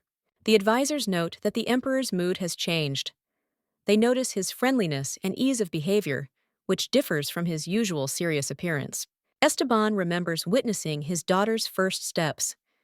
It was a happy moment for him, which awakened in him joy and pride in her development. As he sits on his throne, he thinks fondly of how lucky he is to have such a lovely daughter. He sees her early achievements as a source of joy that brightens his days. Mabel continues to master new skills, and her successes bring happiness not only to the emperor, but also to the entire palace retinue. Her presence makes the atmosphere in the castle lively and harmonious. Emperor Esteban is proud of his daughter, who despite being only 8 months old is already walking. He admires her genius, anticipating how she will soon start calling him Daddy. In honor of this momentous occasion, Esteban decides to give his daughter a gift, to give her the entire Principality of Bastante. This decision causes surprise and confusion among the courtiers. The Marquis expresses doubts. The Principality of Bastante is a strategically important territory, and it is more logical to pass it on to the heir, not to the 8-month-old princess. His opinion is supported by political arguments. The emperor's reaction astonishes everyone. When they shout that this is a joke, he calmly replies that his decision is quite serious. The atmosphere in the hall becomes tense. Considering that Bastante is the personal property of the emperor, no one can challenge his decision. Everyone accepts the fact that the principality will go to the princess despite her age. The courtiers discuss how the large-scale gift will affect the princess's future birthday celebration, predicting something grand and unprecedented. The intrigue is further heightened by the fact that many have not yet seen the princess in person. Her upcoming debut is causing a thrill of anticipation and a desire to witness her first official appearance. The emperor ends the meeting thinking it is time to visit his daughter. He imagines how much she has missed him and looks forward to meeting her. He is suddenly distracted by the appearance of the Marquise, who with a grin tries to attract Esteban's attention, hinting at something significant that requires immediate discussion. Esteban thinks, with a little weariness, about how long it has been quiet. He remembers how the Marquise has been bothering him since his daughter was born, and now he brings his worries again. The Marquis says with concern that Mabel is already 8 months old, and he wants to see her. However, Esteban reminds him that she is still too young. The Marquis insists, claiming that she has already started walking, showing his concern. Esteban recalls His Majesty's words, which indicate the importance of the situation. He muses that Mabel may become the heir of the Marquis of Gardenia, but adds that this has not yet been decided. Esteban grimly reflects as the Marquis and others search for a way to take Mabel. He is determined not to give the girl up, calling her his daughter. But realizing the need, he agrees to one meeting to stop further arguments. Esteban remembers the Marquis's past anger when he told him about his wedding with Shiana. As he reflects on this, he notices that the situation itself irritates him. His memories of past frustrations and tensions come to mind. Mabel's scream echoes through the palace, drawing attention. The staff notices that the girl has stood up, marveling at her progress. They admire her attempts to walk, touched by her persistence and funny steps. Mabel, having overheard, thinks that the emperor must have told everyone about her progress. However, she decides that she can practice walking freely. She tries to move despite her still weak balance. The woman orders her servants to look after Mabel while she is away. Mabel tries to stand up again, and the servants enthusiastically help her, happy to be a part of her first steps. Mabel is already starting to get tired, but she sees how the servants enjoy her activity. She decides to continue the game to please them. They all have fun together, while the girl persistently tries new steps. Nanny reprimands the servants for their appearance, and Mabel notices their confusion. Her gaze is full of curiosity and slight anxiety, but she focuses on her efforts to move forward, overcoming difficulties with a smile. Mabel sees an unfamiliar couple, a stern man with a cane and an elegant woman. The girl wonders who these people are standing behind the nanny. Her gaze is drawn to the stern man who exudes mystery. The man stares at Mabel, and her heart sinks. She doesn't understand why his gaze evokes such strong emotions in her. The girl feels something familiar, like after a recent meeting with another important person. A nurse enters the room and comforts the child. She greets the guest, addressing him as the Marquis of Gardenia. The mention of the title makes Mabel wonder about the meaning of the name and its connection to her family. Mabel turns to get a better look at the Marquis. Her gaze falls on his posture and stern features. She guesses that if his name is Gardenia, he might be part of her family. The Marquis steps forward and introduces himself with his hand on his chest. He says that this is the first time he has met Her Majesty Princess Mabel and explains that he is her grandfather. Mabel is shocked by the revelation. Realizing what she heard, the girl is surprised. Grandfather? Her thoughts are confused. She tries to comprehend what happened. The realization that her grandfather is in front of her causes warm feelings in her heart. The man, touched by the girl's words, admires her growth. He notes that Mabel is already walking and understands many things. The girl is embarrassed, but feels how her grandfather's words fill her with confidence. Mabel's grandfather's reaction suddenly reminds her of another person, causing her to feel a sense of déjà vu. She cannot understand why this encounter feels both new and familiar. At this time, Esteban the Emperor sits at his desk. His gaze is fixed on the door, and his thoughts are focused on Mabel. His secretary is surprised by the ruler's absent-mindedness. Esteban guesses that the reason for his excitement is that the princess met her maternal grandfather for the first time. He acknowledges the significance of this meeting and its impact on their family. Emperor Esteban thinks about the people who want to take his daughter Mabel. He remembers the two villains with anger and tries to figure out how to protect her. He worries about their motives and possible plans. Esteban returns tiredly to his office, where his assistant Gustavo asks why the emperor so worried does not visit his daughter. However, Esteban refuses, afraid of looking stupid. Gustav tries to reassure the emperor, saying that he cannot look worse. In response, Esteban thinks hard, trying to understand his fears. His thoughts are full of contradictions. Gustavo gently hints that Mabel might want to see her father herself. Esteban doesn't believe it at first, but hope creeps into his heart. Gustavo successfully reassures him with a joke, causing a slight smile. Emotionally worried about his daughter, Esteban thinks about her feelings. Gustavo assures that Mabel loves him very much, but Esteban himself remains in doubt, wondering what is going on in her head. Esteban is suddenly overcome with gratitude and sincerely praises Gustavo. Gustavo is surprised by such a positive reaction, but accepts it, smiling shyly in response. Esteban decides to trust Gustavo with everything in order to meet Mabel. However, he suddenly feels that he has been tricked. The realization causes mixed emotions. Esteban, remembering his love and care for Mabel, realizes that life is full of difficulties. He would like to see her around as long as possible, but he feels responsible for her happiness. Deeply distressed, the emperor realizes that his opinions have not always been taken into account. However, he decides that it is his duty to support Mabel despite his inner fears. He looks at her sweet face and realizes that for her sake, he is ready to cope with any trials. The warmth in his heart gives him strength, and he firmly decides to stay close as long as he can. Mabel meets Emperor Esteban. She notices his tears, which have only recently dried, and understands how much he has been worried. Esteban is surprised by her words of comfort, and those around her support the girl. The story goes back in time to the story of Mabel's mother, Shiana, the most beautiful woman in the empire. The emperor was enchanted by her and made an offer that changed their destinies. The emperor is remembered as a cold and cruel heir who valued human life no more than coin. His reputation as the worst monarch has haunted him to this day. Despite his past, Esteban changed for the love of Shiana. His feelings were so sincere that even the girl's father, who was initially against it, resigned himself. After Shiana's death, Esteban takes charge of Mabel, his only remaining family, separating her from her grandfather to protect her, which many see as cruel. Mabel reflects on how she has a hard time seeing Esteban as family, but she understands his loneliness. She tries to understand his actions and motives. Esteban tries to mend fences with Mabel. Despite his stern features, he sees in the girl a memory of Xian and strives to be closer. Mistrust develops between Mabel's grandfather and Esteban. The grandfather notices the emperor's desire to care for the girl and, although reluctantly, acknowledges his efforts. Esteban's sudden appearance causes Mabel to be afraid, but she decides to remain brave. Esteban suggests that she return to her grandfather, showing his concern.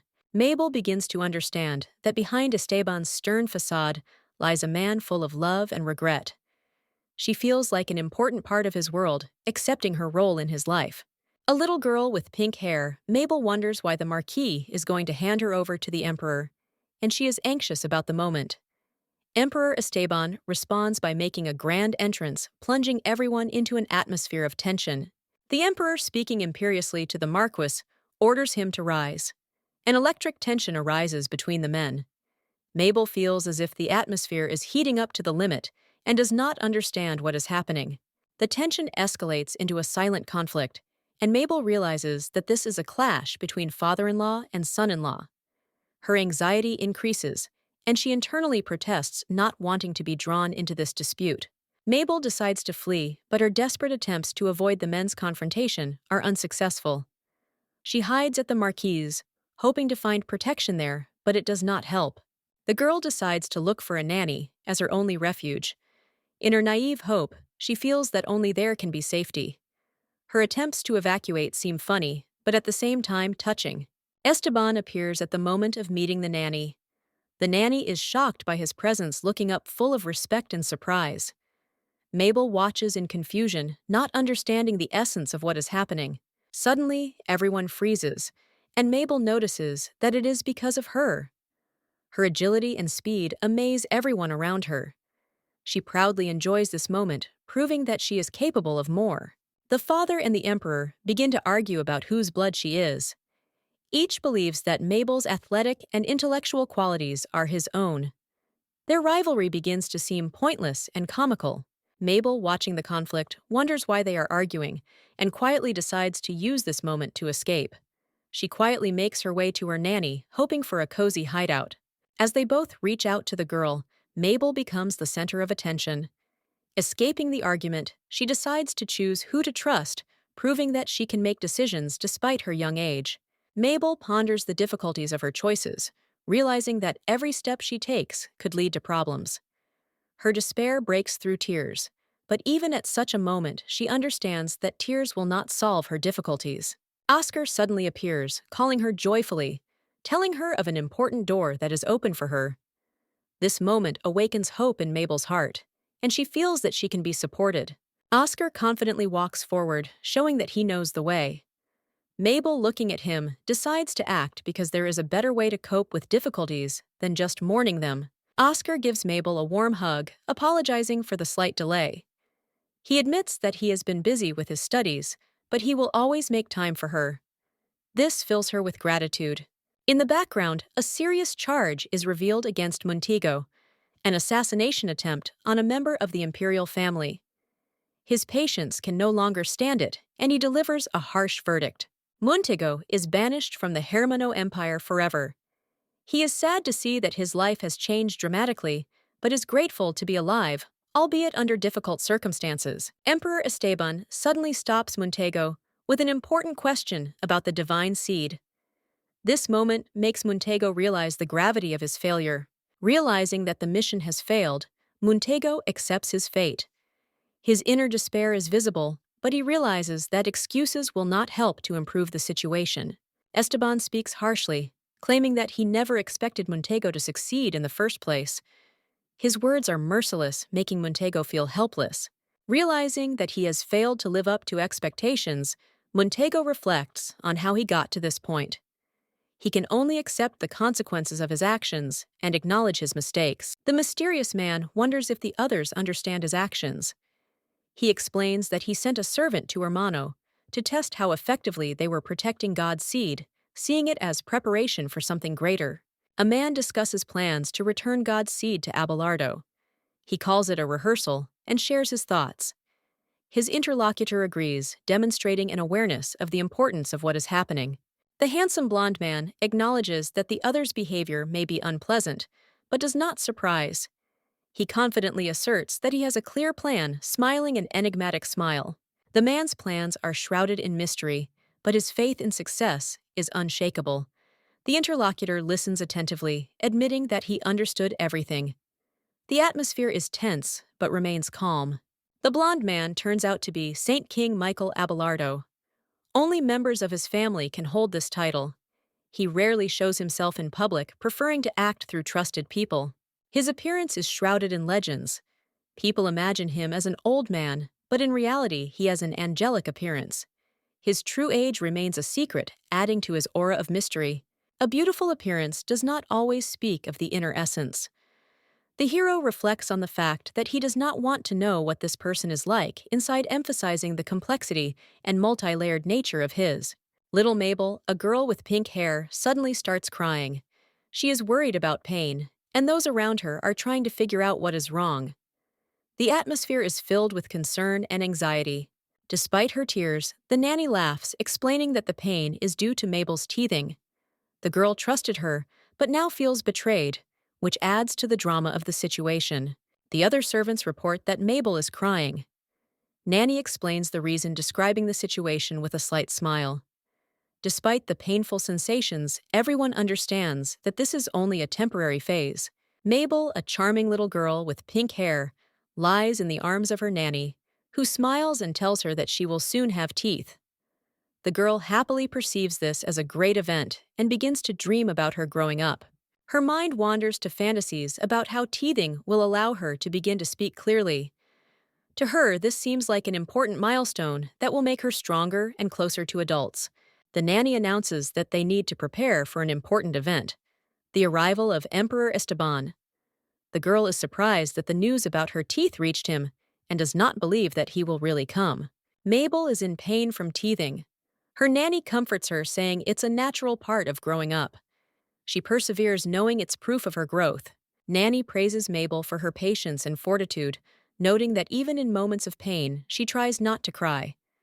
Those present are amazed at her courage, because the girl remains sweet even in difficult moments. Esteban suddenly appears with a loud cry, causing everyone around him to be surprised. His sudden appearance becomes a strong emphasis on the importance of the moment. The emperor smiles and declares that Mabel's teething is a national holiday. She realizes that Esteban is watching her life closely and noticing even such small things. Esteban ponders what gift to give Mabel for her achievement. The girl tenses, anticipating that the gift might be unexpected or strange. The emperor enthusiastically suggests sweets as the perfect gift for a child. He thinks it is especially appropriate to celebrate such a momentous occasion as the appearance of a tooth. Mabel is aware of how much attention and care she receives from those around her. Despite the difficult moments, her life is filled with warmth, and even small things like her teeth make her days bright. Esteban, full of enthusiasm, tells Mabel about his gift, a cook who will prepare sweets for her. However, the girl is upset because she expected the sweets themselves, not a person. A huge man appears in front of Mabel, who turns out to be the cook. She is indignant and cannot hide her disappointment, while those around her look at her in surprise. The news reaches the emperor. He is given a message from Abelardo. Esteban learns that the Holy King Michael wishes to attend the banquet in honor of Mabel's first birthday, which arouses suspicion. Esteban immediately orders a reply letter to be prepared. Tired of surprises, he realizes that this message may conceal a threat, but decides to act without delay. Esteban's inner thoughts reveal his tension. He realizes that Abelardo's actions may be a declaration of war, but this gives him an excuse to protect his daughter. Now Esteban has a new purpose: to protect Mabel as his daughter. He decides to respond harshly to show his position. Esteban finishes his letter and hands it to his servant. He is confident that his response will set the right tone for his future relationship with Abelardo. One of the servants is surprised by the straightforwardness of Esteban's answer. The emperor confirms that there is no need for unnecessary ceremony, since he has 2 months before the banquet. Esteban understands that Michael's visit is an event of great importance. The identity of the Holy King is hidden, and this causes special tension in the empire. They begin to prepare. The atmosphere becomes festive as the entire palace prepares for Mabel's first birthday. Footsteps are heard outside the door, and Esteban looks forward to the day ahead. Mabel, a baby with pink hair and blue eyes, senses the tension around her. The sound of footsteps outside the door hints at the importance of the moment. The atmosphere is filled with anticipation because it is her first birthday. The nanny lifts Mabel into her arms with a smile, preparing for the upcoming event. The girl watches with interest as the adults sense excitement. Her presence lights up the room with joy. Mabel sees her reflection in the mirror for the first time. Her large blue eyes study themselves with curiosity. She is amazed and enchanted by her appearance, enjoying the moment of realizing her own uniqueness. She thinks about how she looks, lightly touches her hair and face. Embarrassment and pride overwhelm her. For little Mabel, this is a new and exciting experience, revealing the world around her. Realizing she is cute, Mabel begins to become aware of the reactions of others. She notices that her hair is different from others, causing her to become thoughtful about her appearance and place in the world. Smiling, Mabel shares her discovery with the nannies. Her big eyes are compared to the emperor's eyes, and she already has 4 teeth, which makes everyone present feel touched. The story goes that the mirror was kept out of her room for a long time, for fear of breaking it. Now, having returned it, the adults are delighted by how Mabel reacts to her reflection. She is called to try on a special dress prepared for the party. The atmosphere becomes even more festive. Mabel looks at the dress with interest, believing that it is intended for her. For her, who grew up poor in her previous life, a fancy dress seems out of reach. She feels awe at the gift, trying to figure out how to handle it. She is dressed tenderly, completing the preparations for the holiday. Mabel feels like part of a fairy tale where everything around is for her. Her first birthday becomes a magical moment in her life. The young woman looks at Mabel tenderly and admires her pink hair, comparing it to the Empress's hair color. The girl realizes that she inherited her hair color from her mother, plunging into warm thoughts. Mabel ponders how she should react to the stories about her mother. She feels mixed emotions, as such moments bring both joy and confusion to her. The servants sincerely admire Mabel, calling her incredibly sweet. The atmosphere becomes lively, and the girl is happy with the attention and care of those around her. Although she is a little embarrassed, one of the servants wanting to embrace Mabel is reproached for risking wrinkling her beautiful dress. Everyone laughs, and the tension is replaced by lightness and joy. Esteban appears, looking at Mabel with a kind and attentive gaze. The girl notices that he looks different, solemn, and a little unusual. Esteban picks up Mabel, wishing her a happy birthday. For the first time in her life, the girl hears such warm words, which brings her genuine joy and surprise. Mabel thinks back to her past, when birthdays passed unnoticed. Her heart fills with new, unfamiliar feelings from the attention she received. Esteban, with Mabel in his arms, heads to the opulent hall where the important event is about to begin. The grandeur of the setting heightens the sense of significance of the moment. When asked about another participant in the celebration, it turns out that he has already gone to the hall with the Duchess. The atmosphere becomes even more solemn, and the anticipation of the holiday grows. The young man watching what is happening experiences great excitement.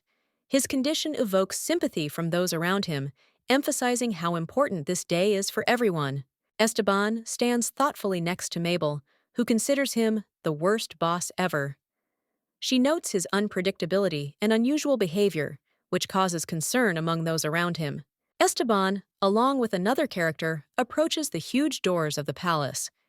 He announces that they have arrived, and it seems as if something important is waiting for them behind the doors. Mabel is very nervous and worried. She is afraid of the many people who are probably waiting for her outside the doors, and their stares make her very nervous. Esteban notices that Mabel is not looking well and tries to calm her down with concern. He assures her that there is nothing to be afraid of and puts his arm around her to support her through this difficult moment. Esteban explains to Mabel that she does not need to pay attention to others and look at those around her. He tries to relieve her tension, which calms her down a little, despite her inner fear. Esteban prepares for the big announcement. Mabel, though still nervous, braces herself, sensing that the moment for which everything has been arranged is near. Mabel notices how everything suddenly becomes silent and realizes that all eyes in the room are on her. Her attention is drawn to the throne that seems to be intended for her. She sees extra chairs next to the throne and wonders if they might be for her and someone else. The tension builds, but she tries to hold on. Mabel sits down carefully on the throne, still unsure of why she has been given this place. Questions about her role and the reasons for such a formal setting arise in her mind. Esteban calls everyone to look up and introduces Mabel as his daughter, a statement that shocks her, as she clearly did not expect such a loud confession. Little Mabel, with pink hair and blue eyes, sits on the throne confused. She does not understand why she is the center of attention. Her indecisiveness raises eyebrows among those around her, including Prince Oscar. The people around Mabel seem amazed. They admire her eyes full of purity and innocence. Mabel is confused by what is happening and mentally tries to understand how she ended up in this situation. Esteban the Emperor appears. His majestic figure emphasizes the contrast between the adult world and the little girl sitting on the throne. He humorously mentions her abilities, which amaze everyone. The courtiers discuss the situation, and the closest assistants confirm Mabel really has special talents. Her self-confidence is mixed with awkwardness. She wants to disappear, but the events continue. Mysterious messengers appear at the party. Mabel intuitively understands their danger. Her tension increases when she realizes that their goals may be connected to her. Esteban assures Mabel of her safety. He tells her that the attackers who tried to kidnap her will not appear again. Mabel is relieved, feeling safe with him. Mabel reflects that everything will be different now. She believes that with Esteban's protection, no one will be able to kidnap her. This thought brings her peace despite the bustle around her. Esteban turns to Mabel with a genuine smile. His kind words warm her heart. At that moment, their connection becomes obvious to everyone present. Oscar joins in the congratulations. His words full of admiration delight Mabel. She thanks him, and his sincerity makes this moment even more touching. Esteban tenderly wishes Mabel a happy birthday. This becomes the culmination of her day, full of surprises. Their warm conversation completes the atmosphere of joy and love around her. Emperor Esteban shares with Mabel that he wanted to congratulate her earlier, but his father insisted that he do it first. The girl looks slightly puzzled, and Esteban's outburst seems touchingly childish. Oscar, with a confident smile, declares that he will be the first to give her a gift clearly competing with the emperor. Esteban reacts with mild surprise, but remains unperturbed. Oscar hands Mabel an elegant pendant, which immediately arouses her admiration. She looks at it with curiosity and delight, and her sincere gaze fills the atmosphere with warmth. Oscar explains that it is a present for her first birthday. Mabel is genuinely happy, thanks him. Her tenderness and sincerity soften hearts. Oscar smiles, proudly pleased with her reaction. Esteban, holding Mabel in his arms, tells her that the other gifts are also for her. The girl is slightly embarrassed, not knowing how to react to such attention. Her gaze falls on a huge mountain of presents, decorated like a Christmas tree. Mabel is stunned by their number. She can't believe that all this is for her. There is tension among the guests. The gifts were not brought willingly. People hide their displeasure. Their forced smiles and cold gaze make Mabel feel slightly uneasy. The girl reflects on how burdensome it all is. She experiences internal conflict, feeling uncomfortable about a situation she was not prepared for. Esteban notices her excitement and rushes to dispel her doubts. He confidently reminds her that he has prepared something special for her and promises that a surprise awaits her. Mabel feels someone's gaze on her. The hooded stranger makes her wary, and she turns around, trying to figure out who he is.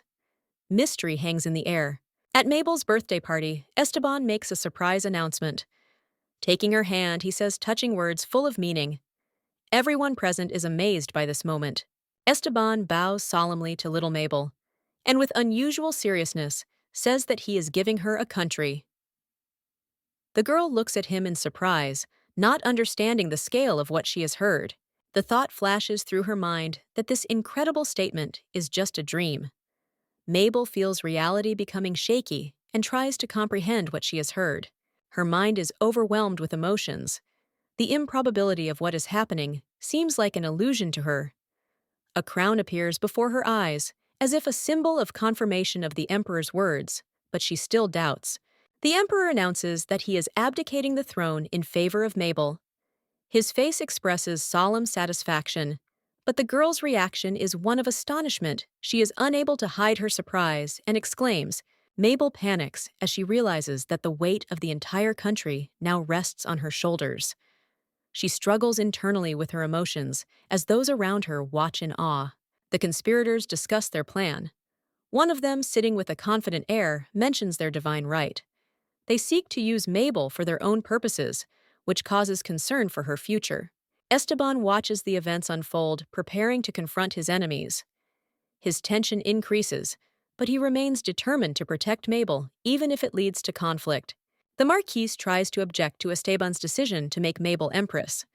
His confusion is obvious, but the Emperor is confident in his choice and does not allow anyone to doubt it. Esteban sees letters from enemies and ponders how to get rid of the threat. He decides to find a way to prevent anyone from threatening Mabel's safety again. The Marquis says with indignation that he will not allow anyone to take his granddaughter. He is sure that the support of an influential ally will protect his rights. His determination makes one respect him. Esteban, after talking with the Marquis, is considering his next step. He is focused and confident in his actions, focused on implementing his plan. Oscar appears before his father.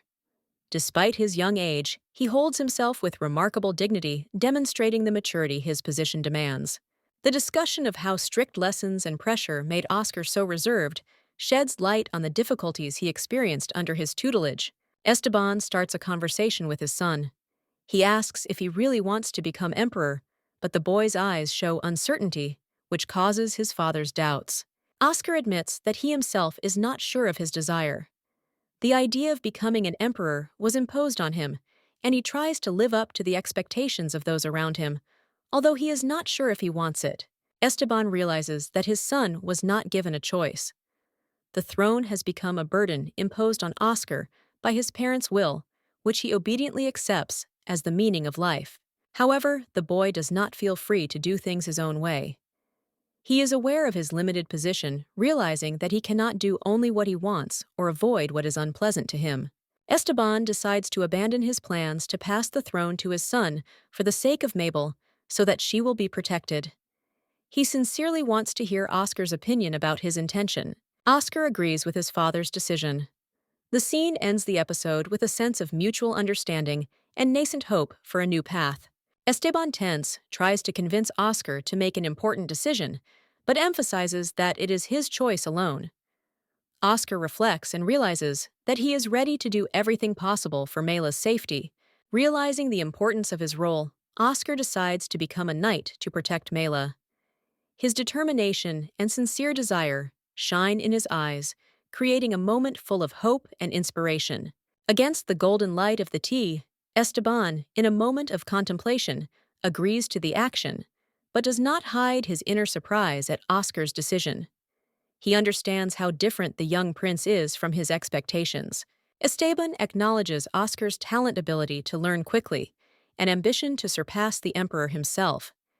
He notes that the young prince is much stronger than he appears, which he admires. During a conversation with one of his advisors, Esteban wonders if Oscar himself said he did not want to become emperor. This surprises him, and he reflects on the fact that Mela gave Oscar's upbringing to Lisandro. Reflecting on his loved ones, Esteban admits that Mela understands Oscar better than anyone else. However, he realizes that the youngest princess will have a hard time handling political affairs without his help. The counselors discuss how even a young princess might prove better than the fickle emperor. However, they are confident that all real affairs will remain with Esteban and agree to support his decision. One by one, everyone agrees with Esteban's plans, acknowledging his wisdom and strength. However, Esteban wonders how others will react when the truth of the matter is revealed. A dark anger fills Esteban when he realizes that someone has dared to lay claim to his daughter. His rage grows, turning his emotions into a determination to protect his family. At the end of the segment, Mela appears, her red eyes sparkling and her face filled with confidence. She makes it clear that no one can take her daughter away, emphasizing strength and determination. The Marquis, addressing Mabel, calls her by name and suddenly announces that he is abdicating the throne in her favor. This causes shock among those present. Their faces show surprise and incomprehension. The crowd starts asking questions, trying to figure out why this decision was made. One man is confused about what is happening. Another man is unsure if this should be taken seriously. The tension mounts. Some of those present discuss the matter, wondering why Duchess Donovan seems to have no objection to the decision. Amidst the discussions, there is a realization that the situation is unpredictable. Elsewhere, the assembled church representatives discuss the fact that they will now be unable to take the princess back to Abelardo. They ponder the rightness of this state of affairs, recognizing its gravity. Church officials are coming to the conclusion that they cannot do anything for now. They are limited by the current situation and are forced to wait so as not to make things worse. At the same time, they understand that the princess's small body contains a huge holy power. If they wait until she awakens, everything will fall into place, and the situation will resolve itself. There comes a confidence that there is no need to worry about what to do next. After all, sooner or later, everything will be resolved, and there will be no more reasons for anxiety. The church decides to temporarily retreat, realizing that it is impossible to change the outcome of events at this point. Some of the representatives express dissatisfaction, but are forced to agree. One of the clergy states that it is useless to try to intervene since the Marquis abdicated in favor of the princess to stop their plans. When asked about their next steps, doubt arises as to whether they have a plan. The high priestess smiles and replies that she had a plan, but now everything has changed. This mysterious smile makes everyone wonder about her hidden intentions. A mysterious figure dressed in a white cloak attracts the attention of the crowd, causing whispers and confusion.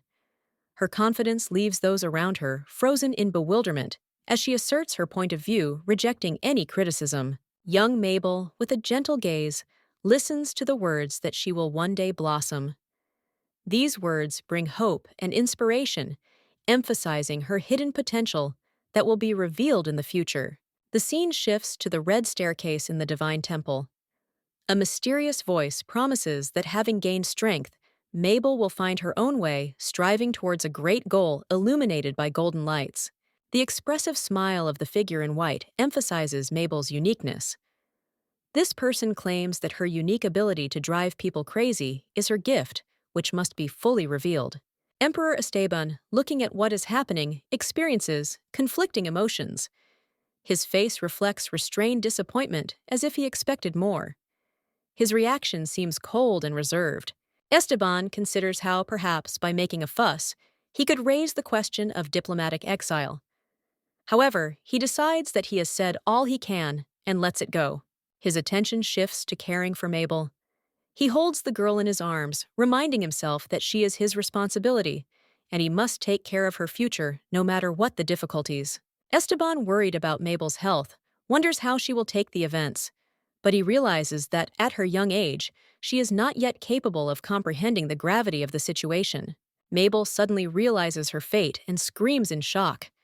Her emotions are vivid, her eyes wide, and her words emphasize her confusion and fear of her new responsibilities.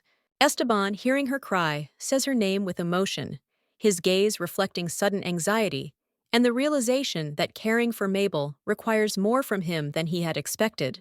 Esteban, dressed in imperial robes, experiences an unfortunate encounter. He is sharply called a fool and the atmosphere becomes tense. He hangs his head in tension, lost in his thoughts. A woman in a pink dress hurries towards him, asking him what's wrong, clearly surprised and alarmed, and her manner indicates Esteban's high status.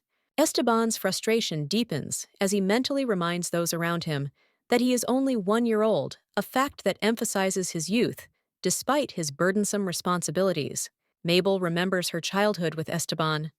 His care was shown in simple moments, when he comforted her, worried about her tears, which adds a softness to his image. Mabel's recollections continue. Esteban has strived from an early age to live up to his role as heir, putting forth every effort to study and improve himself. These efforts earn her respect and sadness. The news spreads throughout the palace that the princess is crying. The audience whispers condemning her emotions, but this only highlights Mabel's loneliness and inner struggle. Esteban feels unfair. The country is in the hands of a child, and everyone around him silently accepts it. His anger and impotence are noticeable despite his outward restraint. He orders the woman in the pink dress to leave the scene with Mabel, a moment that highlights his responsibility for his sister's well-being. Mabel lies in bed, reflecting on the events that have happened. She admits that she has cried a lot and feels tired and depressed, which makes her image more vulnerable. In her thoughts, Mabel questions her role. Why was she put on the throne if she had not yet been crowned? These doubts highlight her confusion and disorientation. The Marquis, looking thoughtfully at little Mabel, sees in her the heir to the Marquisate. Given his complicated relationship with the Emperor, he understands that this could lead to new conflicts. His face reflects anxiety. The man notices the strange calm of Emperor Esteban the day before. There is suspicion hidden in his gaze, because this cold calculation may foreshadow something important and unexpected.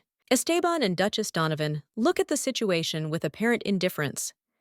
Mabel, though small, feels the pressure of those around her, because their conversations concern her future. At the ceremony, surrounded by tense faces, Mabel feels fear and danger. Her thoughts are filled with panic. It's as if everyone is conspiring against her, and this is what scares her the most. Waking up in terror, Mabel screams, terrified by her nightmares. Her inner world shattered by the images she saw, and those around her trying to understand what is happening. The servants try to comfort the crying girl, but their attempts look awkward. Mabel bursts into tears, and those around her wonder what exactly is troubling the child so much. They remember Mabel crying all day yesterday. Her mood today is even more incomprehensible, and the absence of an important figure nearby only increases her anger. Reflecting on the unpredictability of children-adults, try to find an approach to little Mabel. She in turn whispers something unintelligible, but it clearly expresses her resentment. With anger in her eyes, Mabel clutches the sheet in her hands. She struggles with her emotions, experiencing a surge of anger at everyone she feels is to blame for her misfortunes. Mabel, seeing the imaginary Esteban sitting on the throne with a smug smile, decides that directing her anger at him is the right thing to do. Her resolve grows stronger. Mabel, a little girl with pink hair, surprises everyone by saying the word "daddy" for the first time. Her parents react with awe and excitement, discussing what she means by the word. A smile lights up the woman's face when she realizes that Mabel is actually trying to call the Emperor "daddy." This causes a surge of emotion, and those around her begin to speculate about her sweet intention. The servant informs the woman that the Emperor is in the dining room. Thanking him, she prepares to meet him, holding Mabel, as if planning how to introduce the girl to the Emperor. Against the backdrop of the sunset, Mabel expresses her determination to achieve her goal of meeting the Emperor. She is internally determined to prove something important, even if it seems difficult for someone her age. With fiery determination, Mabel clings to her mother as if preparing for an important meeting. The woman supports her confidence, preparing the girl for the moment that could change their future. Step by step, supported by her mother, Mabel learns to walk. Their joy increases when she takes several confident steps forward, with difficulty, but successfully getting closer to her goal. There is one word spinning in the girl's head: Emperor. Her serious look reflects her small but strong desire to achieve that he notices her. She is full of determination. Concentrating, Mabel continues to walk each step, an expression of her strong character. and her eyes sparkle with the desire to finally meet the one she wants to call her father. When Mabel sees the Emperor, she rushes forward with fury and determination, forcing everyone around her to pay attention to her. She does everything in her power to achieve what she wants. Coming closer, the girl stands firmly on her feet. The Emperor, surprised by her determination, looks at her. All that is left for her is to prove that her presence next to him matters. The little girl, Mabel, seeing Esteban, cried out joyfully and called him Daddy, which touched him to the depths of his soul. This moment filled the space with warmth and light, as if happiness itself had descended to earth. Esteban approached Mabel with a wide smile, asking her playfully if she missed him. But her answer was decisive and emotional. She expressed her disagreement, accompanying her words with funny punches. Esteban, holding back his laughter, decided that since Mabel was so insistent on calling him, he could not help but come. He embraced her tenderly, emphasizing that it was his duty to take care of her. Mabel considered her futile attempt to stab him. She sadly concluded that Esteban's body was too strong for her efforts. Esteban humorously remarked that he needed to give Mabel a gift that would make her happy. In response, she thoughtfully uttered the word revenge, but realized that her strength was clearly insufficient. Mabel, watching Esteban, realized that, as an adult, he had access to everything, including his favorite ice cream. She felt a little envious thinking about her adult consciousness in a child's body. Esteban called Mabel by name and offered her some ice cream. The girl, at first surprised, quickly agreed, and the sweet treat brought her genuine joy. The taste of the ice cream delighted Mabel, and she greedily enjoyed every bite. At that moment, she felt incredibly happy, as if returning to her childhood. Esteban asked her with a smile if she liked the ice cream and if she wanted more. Mabel nodded affirmatively, continuing to enjoy the dessert with genuine joy. But Mabel soon remembered that her visit had not been for the treat. She began to think about her original purpose, wondering how ice cream had distracted her from the main thing. Mabel realizes with chagrin that she has given in to temptation like a child, and her temper is showing. Her fist clenches in self-disappointment, and her mood has clearly worsened. The emotionally charged moment continues when someone calls her name. Mabel looks around with obvious irritation, ready to take her frustration out on those around her. She screams out in anger that her father is not like that. Her big blue eyes are full of tears and despair, which increases the tension of the moment. Esteban, clearly surprised by her words, asks again. The atmosphere becomes heavier as those around them begin to realize the hidden problems in their relationship. Mabel responds sharply, directing all her anger and frustration towards Esteban. His shock at her behavior makes the situation even more dramatic. She continues to scream at him to leave her small hands shaking, and it is clear that she is on the verge of a breakdown. Esteban tries to figure out what's going on. His voice softens, but Mabel reiterates her position, pushing away his attempts to get closer. Raising her voice, she again emphasizes her displeasure, and those around her begin to eavesdrop on what is happening, surprised by her harshness. Esteban, showing patience, promises to return later. However, Mabel is still intransigent and stubbornly insists on her own. Esteban leaves the room, and his confidants discuss what happened. The atmosphere around Esteban is full of tension, because everyone understands that his daughter feels serious anger towards him. During a tense conversation, Mabel says her name with a haughty smile, declaring that Esteban is now on her unloved list. The emotional atmosphere heats up, hinting at their complicated relationship. Esteban, outraged by her words, reacts with a burst of anger, calling her behavior madness. His tense expression underscores his internal conflict and the growing complexity of their interaction. Esteban leaves the room in a state of deep disappointment. He remembers how after each of their meetings, Mabel would angrily chase him away, causing only pain and sadness. Mabel sits in her room, thinking about what is happening. She realizes that simply banishing the Emperor will not solve the problem. She thinks about how to find a way to change the situation. A smiling Oscar enters the room, greeting Mabel. His friendly tone and positive mood contrast with her dark thoughts, adding a bright moment to the story. Esteban gently explains to Mabel that despite her desire not to become Empress, he is forced to make a decision for her safety. He regrets it, but believes it is best for her. Mabel, small and innocent, tries to understand his words, looking at him with bewilderment. Esteban sadly adds that it is necessary to protect her. His bright yellow eyes express a mixture of anxiety and determination. It is a difficult decision, but he is convinced that it is the right step for her future. As Esteban ponders her words, he suddenly realizes that Mabel has her own understanding of the world.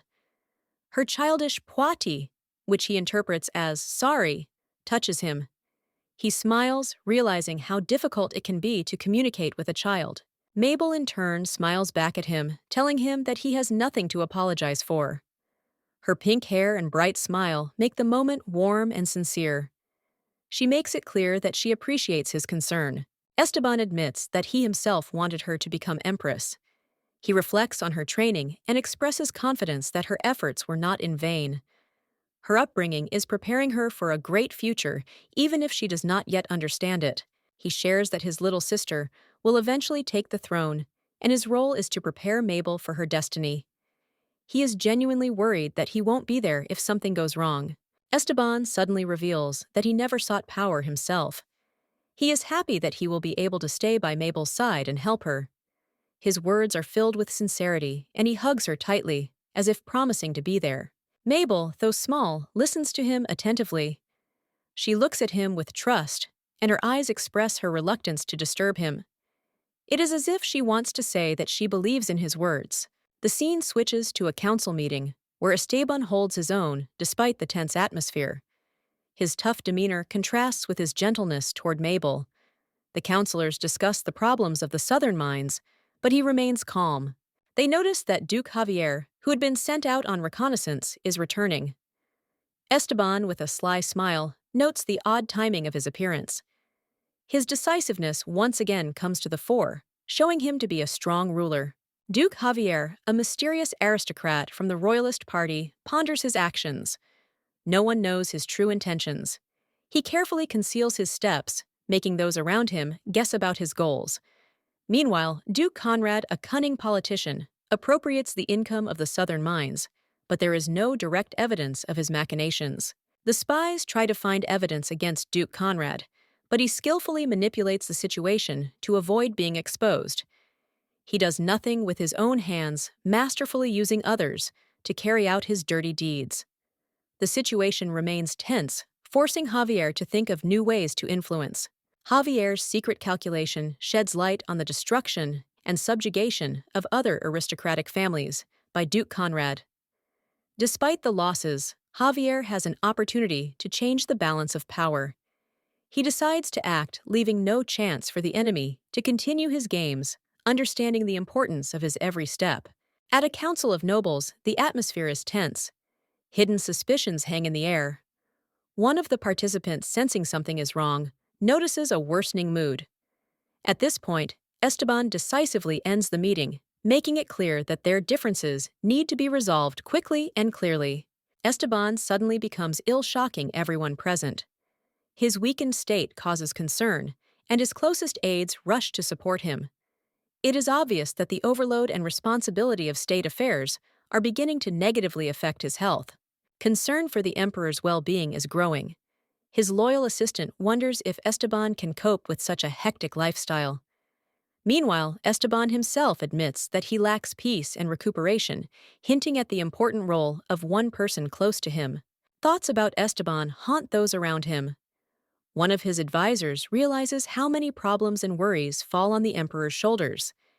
He sincerely worries about the health and well-being of the ruler, knowing that the country cannot afford to lose him at such an important moment. In Esteban's office, another dialogue about his health arises. The assistant, concerned about the emperor's condition, expresses his concern. However, Esteban wearily notes that his health is discussed too often, as if someone wants him to go, which leads to awkwardness. The advisor insistently reminds the emperor of the importance of proper nutrition and rest. He is concerned that Esteban is skipping meals, which is further aggravating his weakness. Despite his concern, the emperor maintains a serious appearance, making it clear that he has more important matters to worry about. Esteban understands that despite his intense responsibilities, he needs to take care of himself for the future. He is considering how to find a balance between work and leisure so that he can continue to effectively manage the country. His entourage remains close by, ready to support him during this difficult period. Esteban glared at Oscar, who looked confused under his stern gaze. Despite the tension in their interaction, Esteban's thoughts were preoccupied with his recent refusal to communicate with his daughter, which was causing him pain and confusion. Oscar tried to console the emperor, but his gaze was full of sadness and compassion. Esteban took this with mixed feelings, as he knew that the situation concerned him personally. Esteban sarcastically noted that Oscar clearly did not have enough work to be so free. Oscar cried out in fear, trying to explain that he had recently accompanied the princess on a walk at her request, which had caused an unexpected reaction from the emperor. The reminder of Mabel's walk caused a flash of emotion in Esteban. His gaze turned cold, and he thought hard about her motives, feeling uneasy. In response, he wondered what was behind her actions. When Oscar tried to avoid contact with the emperor, he complained vehemently about it, but then admitted that he was still concerned for Esteban's safety. His emotions alternated between fear and concern. Later, Esteban and Oscar met in the garden. The conversation began with a formal greeting, but soon Esteban noticed that Mabel's hair had grown a little. This small detail brought back fond memories. Esteban noted with a slight smile that the girl had grown a little.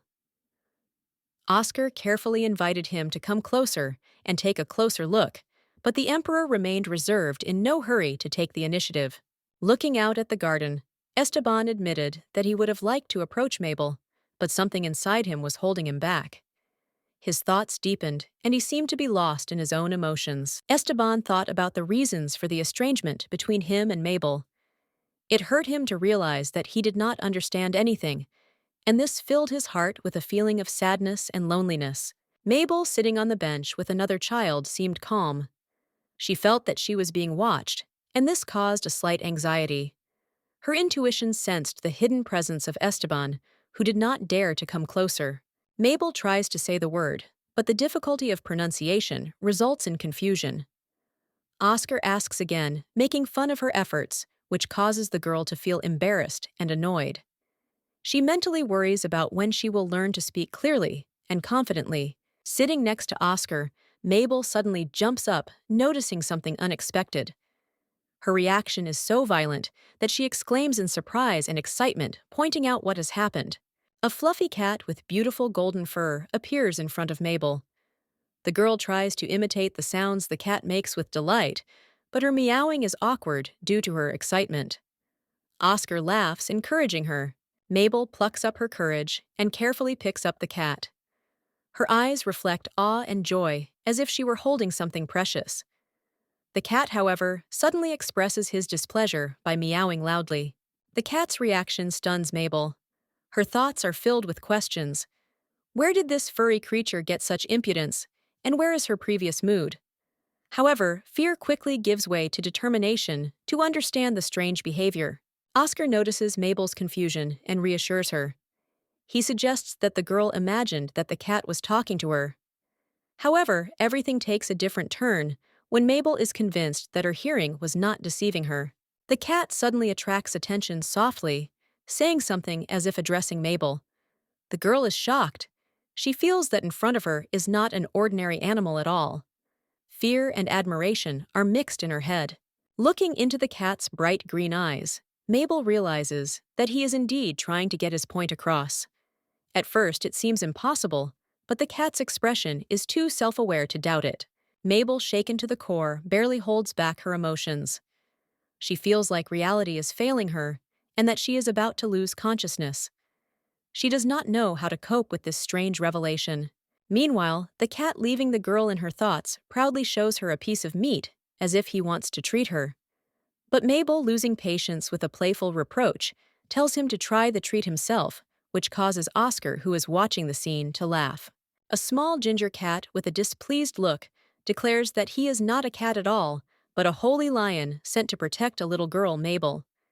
He is indignant at being mistaken for a simple animal and reminds that he does not need cat food. The lion explains that his appearance is deceiving. Despite looking like a cat, he demands human treats. Mabel remembers how this mythical beast was born on the same day as her.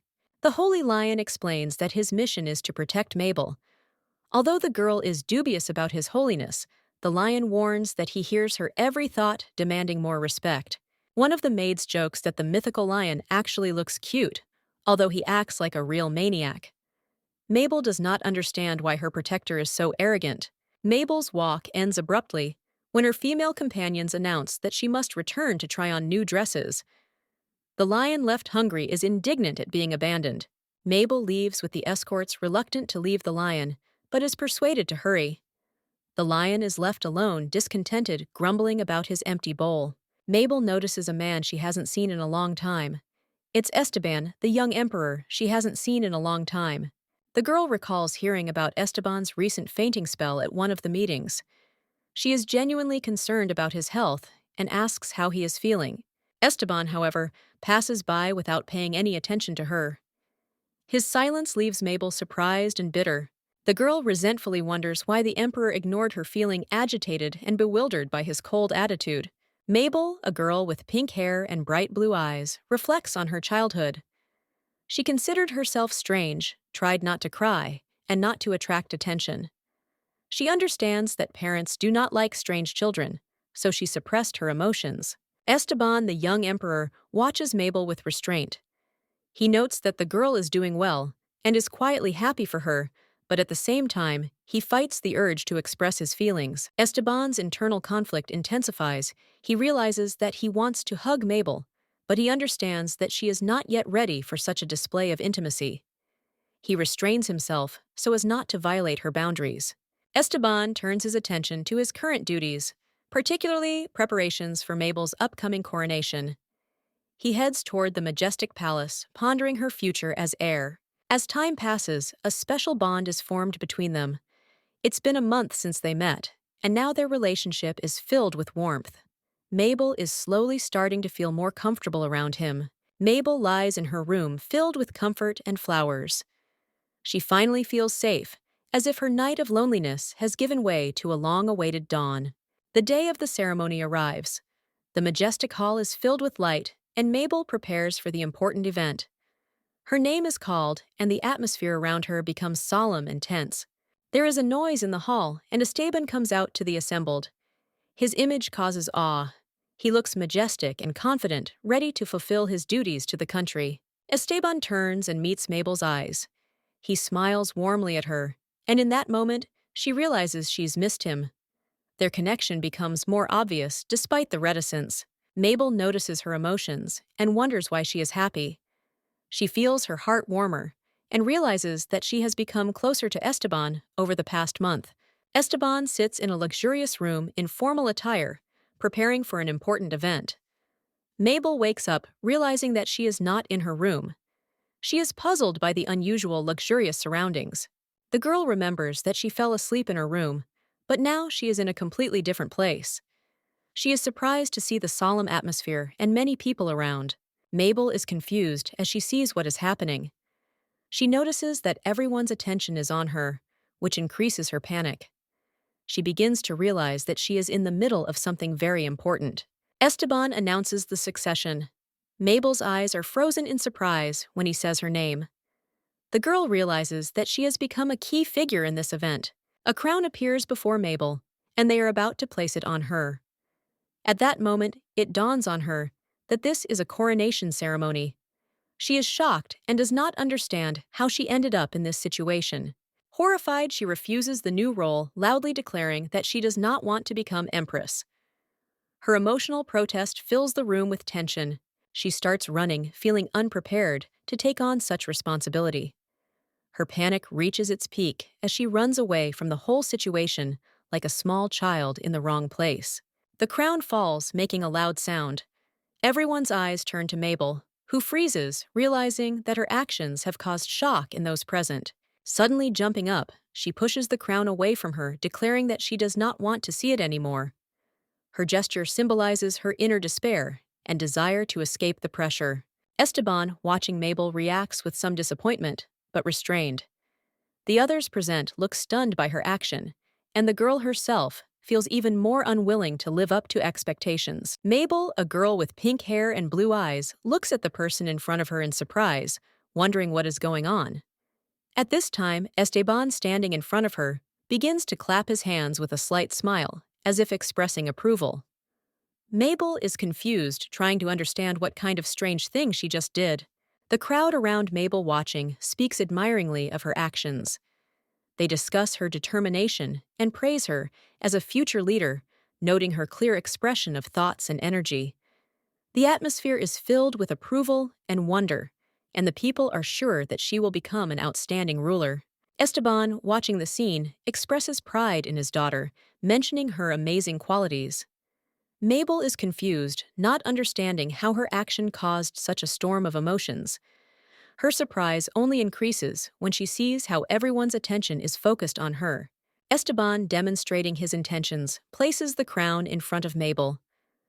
The girl looks at it in surprise, not knowing how to react to this symbol of power. Her thoughts are filled with bewilderment because she did not even imagine that she could receive such recognition. Esteban declares that the old must go, symbolizing this by discarding the old crown, which he places aside. For Mabel, this is the moment when she realizes that she must walk a new path, one that brings change and responsibility for the future. The empire celebrates the ascension of a new empress. At the ceremony, little Mabel, wearing a crown, looks confused, wondering how she came to be ruler. The atmosphere is solemn, but the child's face is filled with genuine shock. The audience in the hall honors the Empress with admiration. However, Gustav, observing Mabel, understands her inner confusion. Realizing the weight of her new status, he is ready to support her despite her childish age. The temple where the coronation takes place sparkles with gold and grandeur. However, Mabel has only one thought in her head: there is no hope. The realization of responsibility causes her fear, which she cannot hide behind a crown. After the ceremony, Mabel's memories flash back to her first birthday. That was when she heard that the country was doomed. Those words about her future left a deep imprint on her soul. She is transferred to a new room, luxurious and spacious, but foreign. The girl longs for the former comfort. She feels isolated in the huge palace, which seems to emphasize her loneliness. Gustav, the new assistant appointed by the previous emperor, appears before her. He greets her, assuring her that he will support her with all his strength because his family considers serving the emperor their highest honor. Gustav vows to always be there, but his enthusiasm only makes Mabel rebel. She wants her freedom back and to escape the responsibility that no one seems to have asked her if she is ready to accept. However, Gustav stands firm. He states that Mabel can rest today, but tomorrow he will take up his duties. His confidence leaves no room for refusal. Gustav, in a cheerful and light mood, reminds her that tomorrow her day will begin with a meeting. He looks happy and determined to begin her training. Mabel does not share his enthusiasm. Mabel doesn't understand how anyone can delegate work to a child. Her thoughts are full of protest. Why should she sit in on meetings? Her discontent leads to a comical but desperate realization that there is a difficult road ahead. Little Mabel, dressed in an elegant gown, sat on a throne surrounded by the luxurious decorations of the palace. She looked at the woman who bowed before her, who invited her to come out and play. The girl frowned in displeasure, her childish face expressing weariness from duties unsuited to her age. She barely understood what was happening, but already she felt the burden of power. As the woman removed her gloves, Mabel's mind was seething. Her indignation was growing. How could she possibly run a country when even simple things like taking off her clothes were difficult? Her anger found vent in screaming, accompanied by excessive gesticulation. It was truly stressful for a child who found herself at the pinnacle of power at such a young age. Mabel was sure that the country was under threat. Her thoughts grew darker as she imagined everything around her cracking and falling apart. It seemed to her that the inevitable destruction of this world was only a matter of time. Deciding to take her fate into her own hands, she promised herself to change everything despite her childish weaknesses. Sitting on her throne, Mabel wondered if she could stand this test. Her small hands clutched the toy nervously as she imagined her path to downfall. For the first time, she realized that her only dream now was to be overthrown. The thought strangely gave her confidence, because it seemed more achievable than becoming the perfect ruler. The servants and advisors watched the clocks, nervously waiting for the appointed time. Their conversations reflected their anxiety. Time seemed frozen, and everyone seemed to be waiting for an eternity. Somewhere off to the side, a group of children played with toys while the adults discussed the future of the kingdom, trying not to look in the direction of the throne room. One of the courtiers expressed concern that Her Majesty was away from important meetings. Meanwhile, the Marquis, a blond man with a mustache, was pleased to note that he would now be able to spend more time with Mabel. A smug smile lit up his face, because this situation played into his hands. Javier, a man with bright red hair, entered the room. His confident gait and elegant suit commanded respect. He looked happy and confident. The Marquis greeted him reservedly, but their glances betrayed a hidden tension, as if their smiles hid real intentions. Javier gave a brief report on the reconnaissance in the south, confirming that everything had gone smoothly. But he emphasized that many interesting events had occurred during his absence. His enigmatic smile and calm tone aroused the interest of those around him, hinting that changes had already begun in the palace. After the Empress's death, the court was shaken by rumors about the extraordinary nature of the young princess. Many expected something incredible from her, but in the end, Mabel turned out to be just a one-year-old child. However, her father, who loved his daughter immensely, insisted that the throne go to her. This decision caused mixed feelings among the courtiers. The picture was completed by a crown slightly too big for her head, symbolizing her unsuitable status. Despite the obvious difficulties, no one dared to challenge the will of the emperor. Mabel, looking at the adults around her, began to realize that her fate had already been predetermined, and now everything depended on her own actions. The mustachioed Marquis and Duke Javier discuss recent events, mockingly emphasizing their confidence in their superiority, despite unexpected circumstances. They wait for their new ruler to prove herself in matters of state. Mabel, a little girl with pink hair, finds herself at the center of their discussion, demonstrating her cuteness but hidden strength. The arrival of the Imperial Majesty is announced. The tension increases when the door opens. A young man appears, whose appearance evokes admiration and respect. His presence disrupts the usual course of events, hinting at upcoming changes. Mabel's presence captivates everyone gathered. She appears innocent and sweet, but her gaze is filled with curiosity and hidden wisdom. People comment on how charming she is up close, highlighting the contrast between her vulnerability and her inner strength. Esteban, the former emperor, suddenly appears in the hall, holding Mabel in his arms. His appearance is a shock, and his icy gaze reminds everyone of his former power. He demands that those present show due respect to their new ruler, hinting at the seriousness of the moment. Everyone in the meeting is taken aback by Esteban's unexpected appearance. They try to cope with the sudden change of events, noting that his presence was not planned. The mood in the room becomes tense as he announces the start of a discussion of important issues. Mabel finds herself in the middle of the meeting, sitting on Esteban's lap. She feels uneasy, aware that her presence is causing so much commotion. At this time, an important topic is being discussed concerning aid in one of the remote provinces. The mysterious Devlin Devil appears again on the border. His actions are alarming, but this time he behaves differently. The threat associated with this mysterious character and the possible consequences of his return are discussed. Recalling how the devil once saved Mabel by appearing in the midst of chaos, it makes one wonder if hiding him in the past was the right decision. This connection between the girl and the mysterious savior opens up a new layer to her story. Despite the growing danger, Mabel finds that she cannot ignore her knowledge of what is happening. Meanwhile, another divorce petition involving Viscount Vincent is brought up for debate, adding to the drama of the proceedings. It turns out that Viscount Vincent has made similar claims several times, each time causing a scandal. His actions cause outrage in the hall, and everyone discusses his behavior. The meeting is approaching the peak of tension, preparing for new turns in the fate of the empire. Esteban holds little Mabel on his lap, wondering how he came to have her. He soon expresses his surprise, calling the girl illegitimate. However, this news shocks everyone. It turns out that Mabel's mother is the Viscount's wife, who died tragically under strange circumstances during her pregnancy. This situation raises many questions and tension in the room. The story reveals the tragedy's past. The woman lived in an outbuilding where the stairs suddenly collapsed. As a result of the fall, she lost her child, but the accusations against the Viscount seem unfair. The Viscount claims that he sent her there for safety. However, this excuse causes mistrust among those around her, leaving a sense of hidden intrigue and betrayal.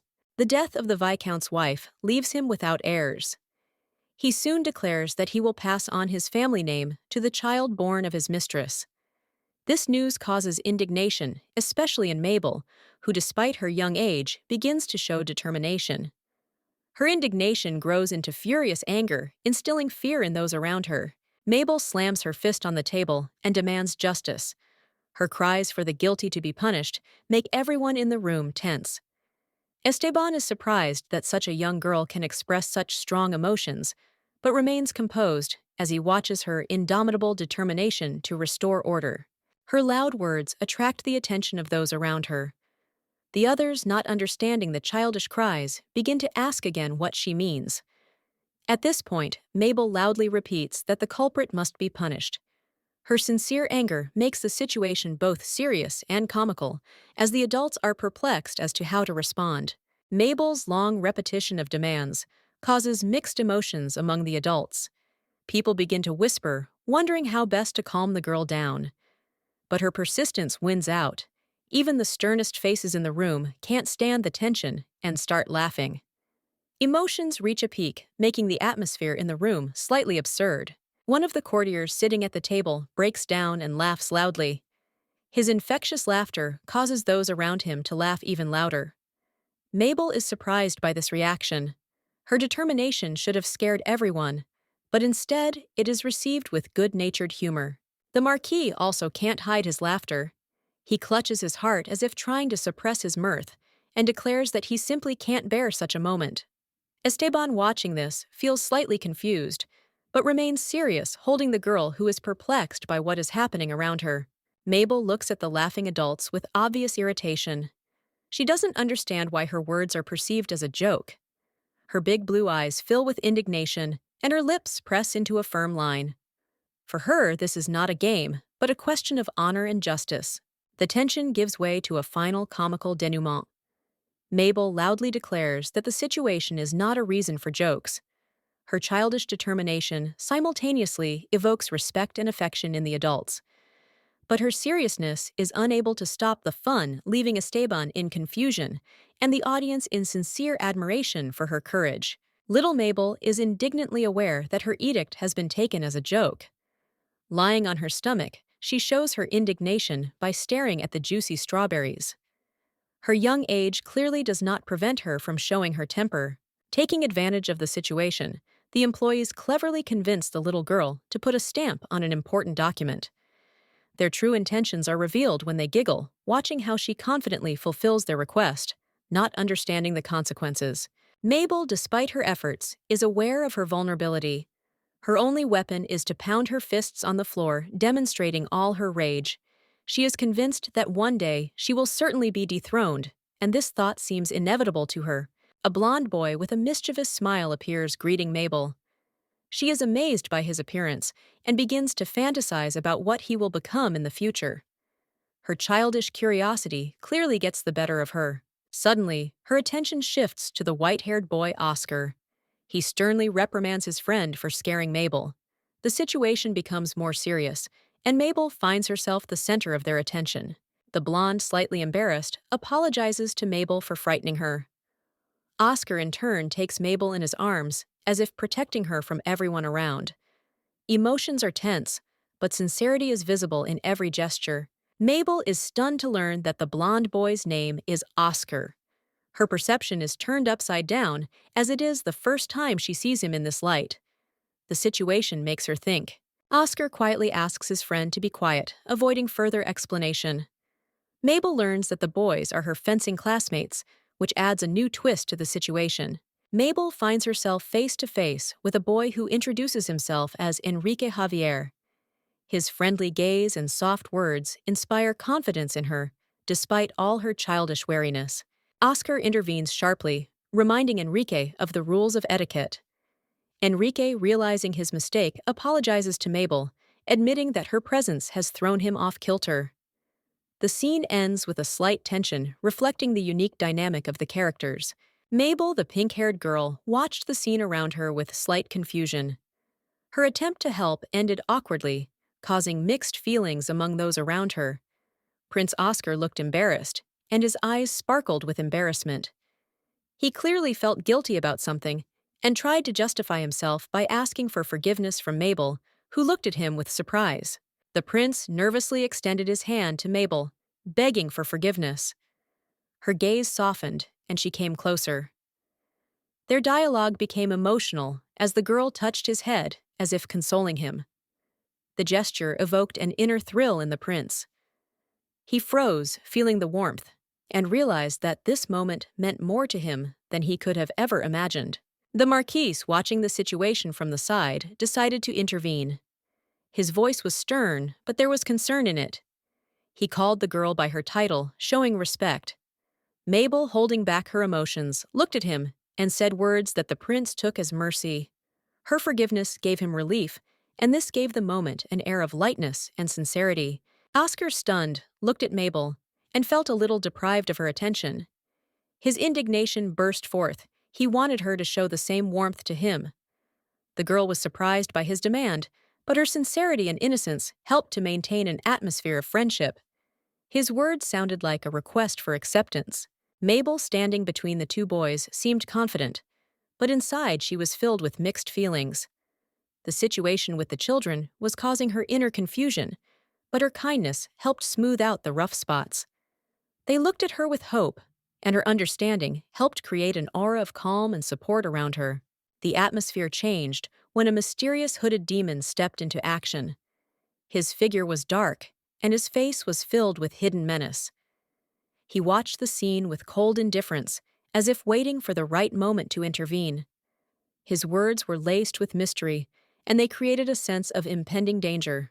The demon addressed the unknown knight, reminding him of his oath and orders. His words were full of sarcasm and mockery, and his instructions sounded like a sentence. He made it clear that nothing could destroy his power. The image of the demon and the blood on the sword created a tense and dramatic contrast to the previous scenes. The demon's gaze fell on someone sitting in front of him. The man seemed broken, lost in his own dark thoughts. It was as if the demon was feeding on his despair, letting him know that there would be no escape from this darkness. His figure was surrounded by magic, adding to the feeling of unrelenting pressure on the one standing before him. In the silence of the room, the dark-eyed man realized the depth of his situation. His thoughts revolved around the desire to find a way to free himself from slavery. The life that had given him an immortal body had become an endless struggle for the meaning of existence. A spark of determination appeared in his eyes. Despite the darkness that surrounded him, he realized that Mabel could be the key to his wish. Her strength and sincerity inspired hope that she could change his fate. His red eyes shone with a mixture of despair and hope. At that moment, he decided to act, believing that the girl could fulfill his deepest desire. Gustav, the new assistant, introduced himself respectfully to Mabel, the young empress. He seemed sincere and tried to show that his concern for the girl was genuine. The surroundings were majestic but strict, and little Mabel, not yet accustomed to such conditions, only watched, remaining silent and a little confused. Mabel looked tiredly at those around her, her face expressing indifference to everything that was happening. She was asked if she liked the food, to which she quietly agreed. There was a slight sadness in her gaze, as if the girl was only submitting to someone else's will and not expressing her true desires. Gustav enthusiastically praised Mabel for her choice and was glad to see her content. He suggested that they go to the meeting where a new duty awaited her. The girl, silently accepting his words, nodded as if realizing that she could no longer refuse the path offered to her. When Gustav decided to pick her up to carry her to the meeting, Mabel began to protest. Her eyes filled with tears, and her face expressed hurt. She showed that she did not want to follow him, Her protest looked like an attempt to preserve at least a small part of her freedom. Mabel thought about the 4 months that had passed since her coronation. Her life had changed completely, and she had become more reserved and mature than her age would allow. She had become accustomed to high-quality food and a new role, but childhood was far behind her. Thinking back to the early days of her reign, Mabel realized that people admired her abilities and eloquence. That amazement turned to respect, and the girl realized that her words had power. She accepted this as her new reality and even found positive aspects in it. Her thoughts led to a painful realization. Mabel realized that she had not been put on the throne by accident. Someone wanted to use her, calling her a divine gift, and she had become a tool in someone else's hands. This knowledge made her feel vulnerable and afraid.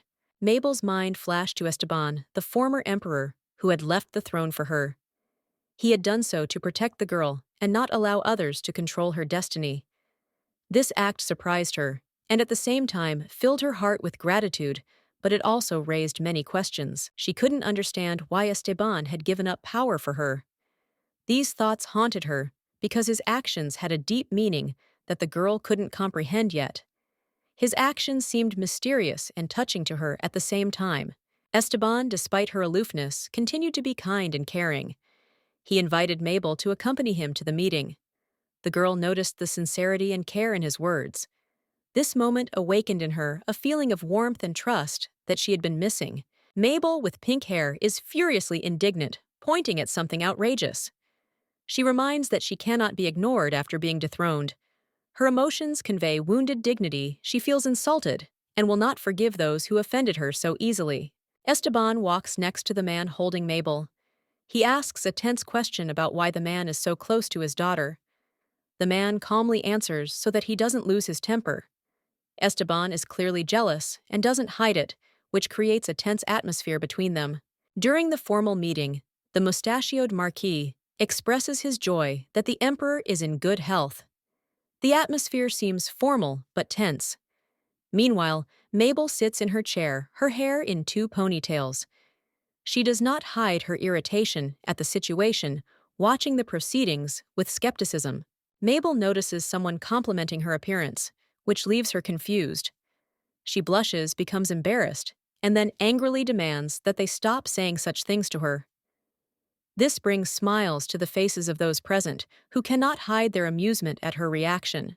The room begins to discuss important matters. Esteban is clearly preoccupied with the matter of Count Sickville. The atmosphere in the room becomes serious as the implications of that name are discussed. Mabel watches the situation warily, remaining silent. Duke Javier, with red hair, offers his solution to the problem, mentioning that the best way out would be to get the Count's hand. His confident expression emphasizes that he intends to insist on his own. His proposal causes obvious confusion among those present, but no one dares to openly object. When someone dares to hint at disagreement with Javier's proposal, he asks with a slight grin if they are okay with his decision. Under pressure, the interlocutors quickly abandon their objections, submitting to his authority and charisma. The Marquis tries to justify the Count, claiming that he only used the money for his own needs, and that it cannot be considered a crime.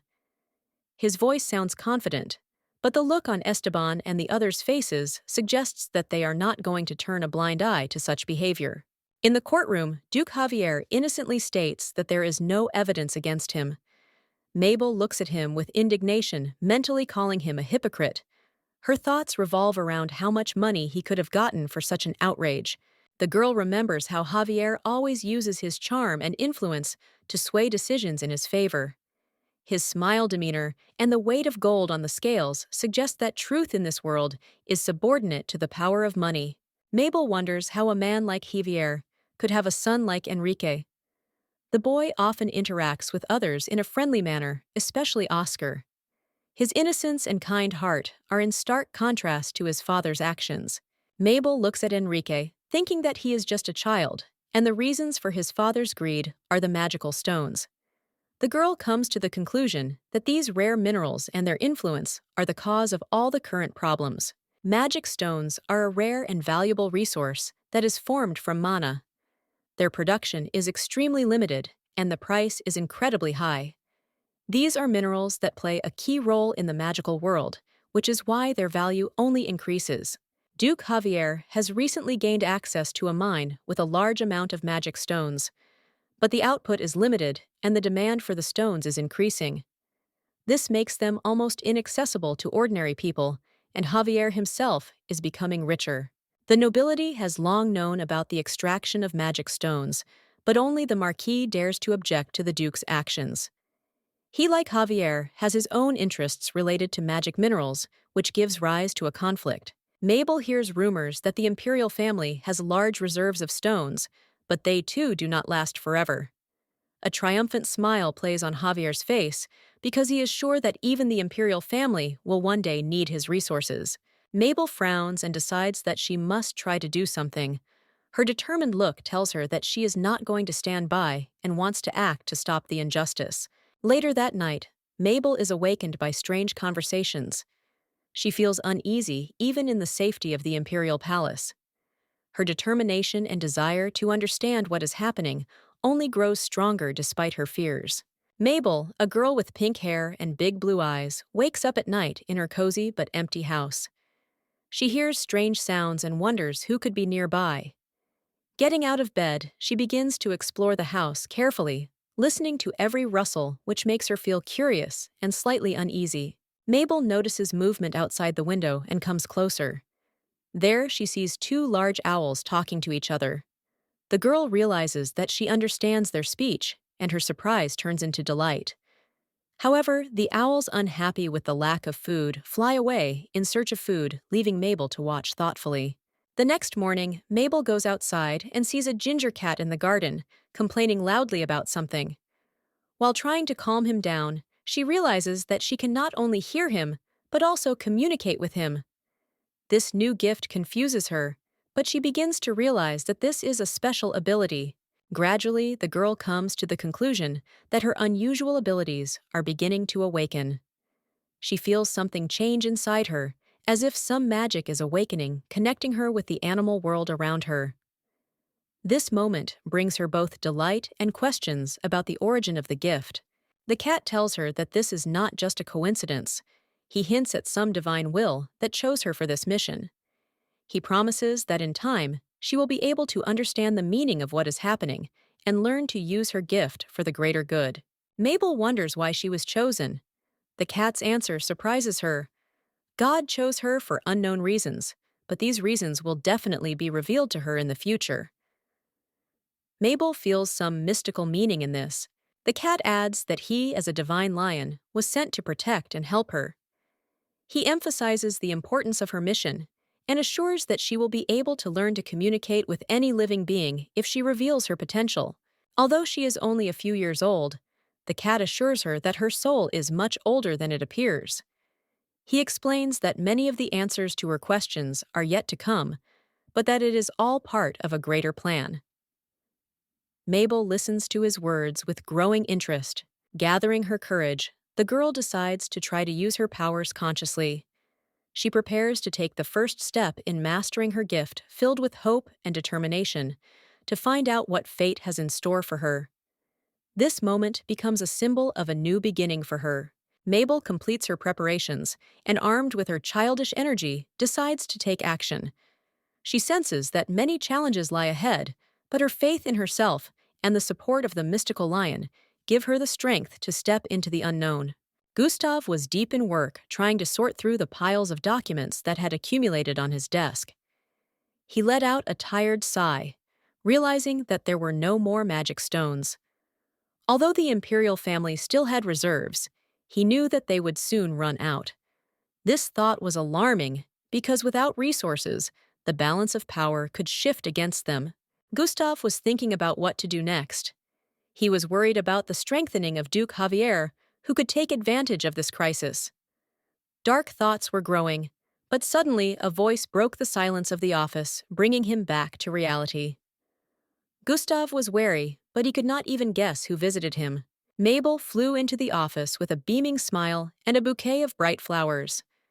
Her energetic appearance instantly destroyed the heavy atmosphere of the room. She approached Gustav, declaring that she had come to help. His surprise turned to slight confusion. because he was used to working alone. Mabel confidently took over his office, announcing that it was now her territory. Gustav, although he doubted her ability to keep things in order, could not refuse her sincere impulse. The girl began to sort through papers with enthusiasm, which looked both charming and chaotic. In her enthusiasm, Mabel accidentally dropped several piles of paperwork. Gustav offered to clean it up himself, but she refused, claiming she could handle it. He watched her efforts with a slight smile, although his inner voice insisted that such an arrangement could end in disaster. While examining the contents of the desk, Mabel came across an inkwell. Her curiosity got the better of her common sense, and she opened it unaware of the consequences. Gustav only managed to notice it out of the corner of his eye when the ink spilled onto the desk, soaking important papers. Mabel didn't understand at first, but quickly realized what she had done. She tried to explain that she hadn't expected it to end like this. Gustav, seeing her remorse, held back his displeasure and hurried to find something to clear the documents, although his heart sank with worry. When Gustav left to get a rag, Mabel apologized to him in her thoughts. Her sincerity was reflected in her eyes, but she decided not to waste time. She knew that she had a chance to carry out her plan while the assistant was busy. Mabel, left alone, began to hurriedly sort through the papers. Her determination grew stronger because she knew that she had little time. Her thoughtfulness gave way to concentration, and in these moments she looked almost older than she actually was. Determined to finish her business before Gustav returned, Mabel did not lose confidence. She clutched her bag in her hands and repeated to herself that she had to make it. Her blue eyes sparkled with determination, and her image, full of contrast between childish naivety and inner strength, remained inimitable. Mabel finished writing the important document concerning the purchase of the Southwest Mine. Her diligence over the past months had been reflected in this work. Although her handwriting still left much to be desired, she was pleased with the result. Her hands felt weak from the long effort, but pride in the task completed filled her. The girl lifted the document with difficulty, feeling its weight not only physically, but also mentally, because behind each line stood hours of work. She understood that now she had to complete the work attaching the imperial seal. This thought simultaneously inspired and made her nervous. When Mabel finally took hold of the heavy seal, her small hands were barely able to cope with the task. She tried to do everything carefully, but the worries and fatigue made themselves felt. At that moment, the girl felt how great the responsibility placed on her was. The seal was placed, and its imprint shone on the paper, symbolizing the completion of the work. But the joy did not last long. Suddenly, she was distracted by a voice that sounded behind her. It turned out that Esteban had come into the office. His appearance caught Mabel off guard. Esteban looked at the girl with interest, trying to understand what had brought her here. His gaze slid over the documents and the seal, and then returned to Mabel. He did not hide his surprise at her efforts, although it unexpectedly touched his heart. Mabel tried to explain her actions, but suddenly she mentioned Gustavo. The name of this man caused a change in Esteban's mood. His gaze became stern and cold. He clearly began to think about something important regarding this mention. Esteban thought about what to do with Gustav. He felt like he had let him down, and now he was thinking about punishment. His face was filled with anger and determination, and the atmosphere around him was tense. He could not allow his subordinates to make mistakes. At that moment, a servant appeared, with a large doll intended for Mabel. Seeing the gift, the girl smiled and immediately forgot about all her worries.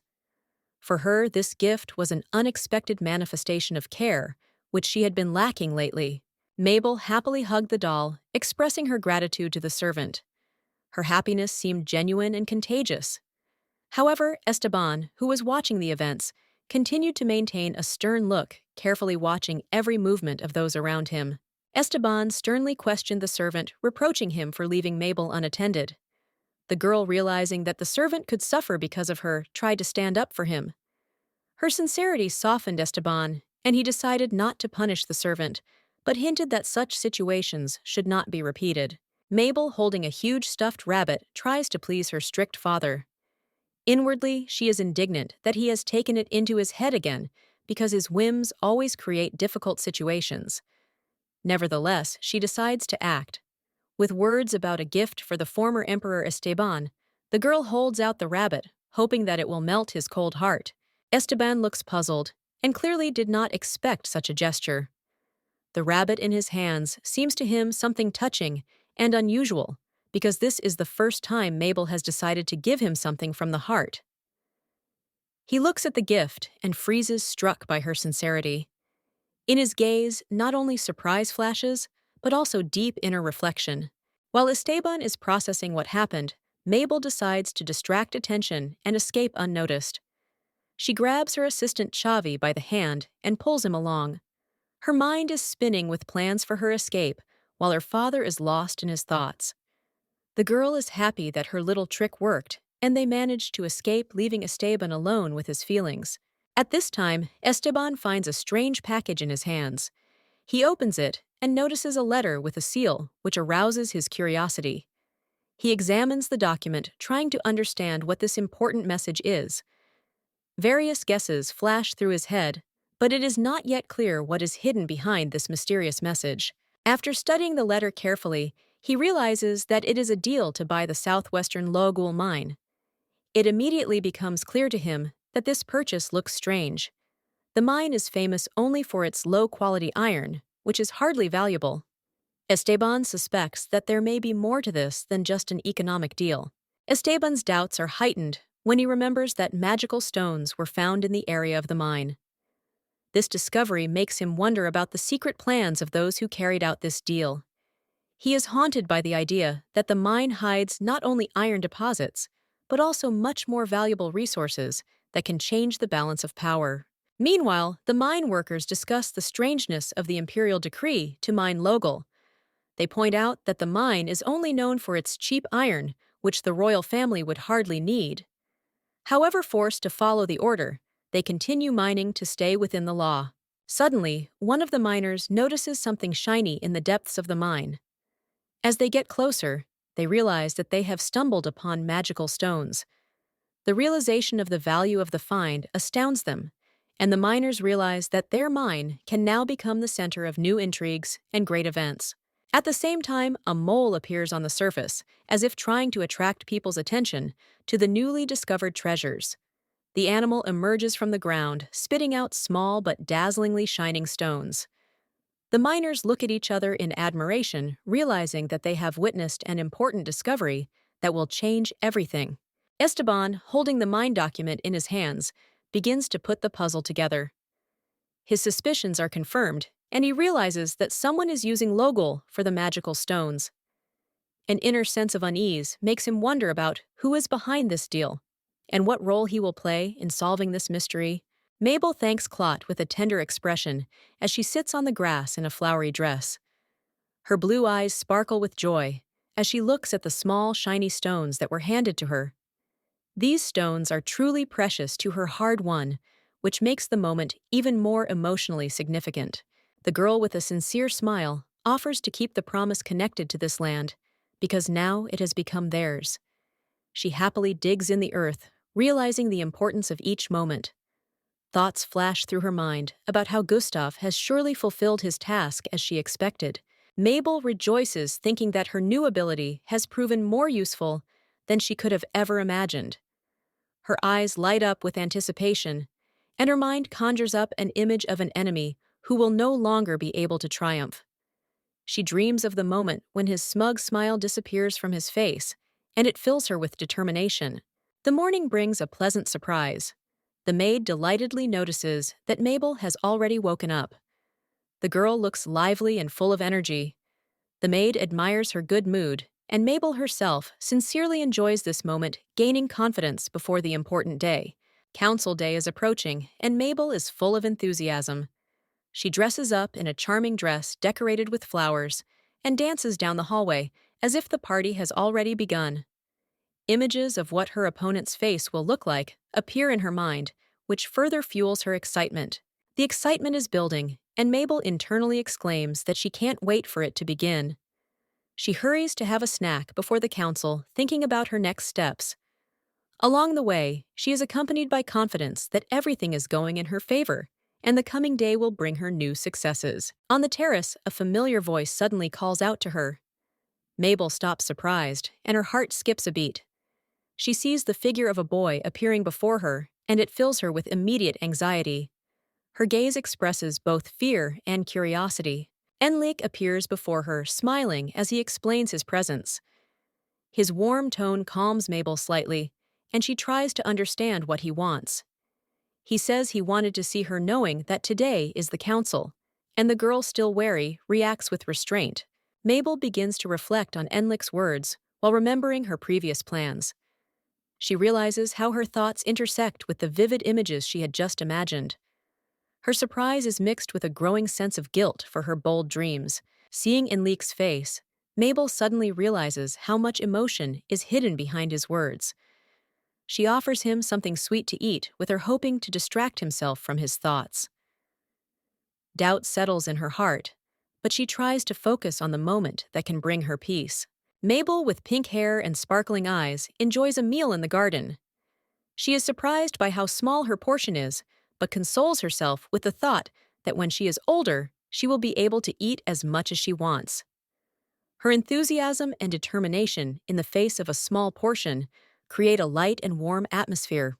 After the meal, Mabel happily declares that everything was delicious. Her genuine delight makes her companion Enrique smile.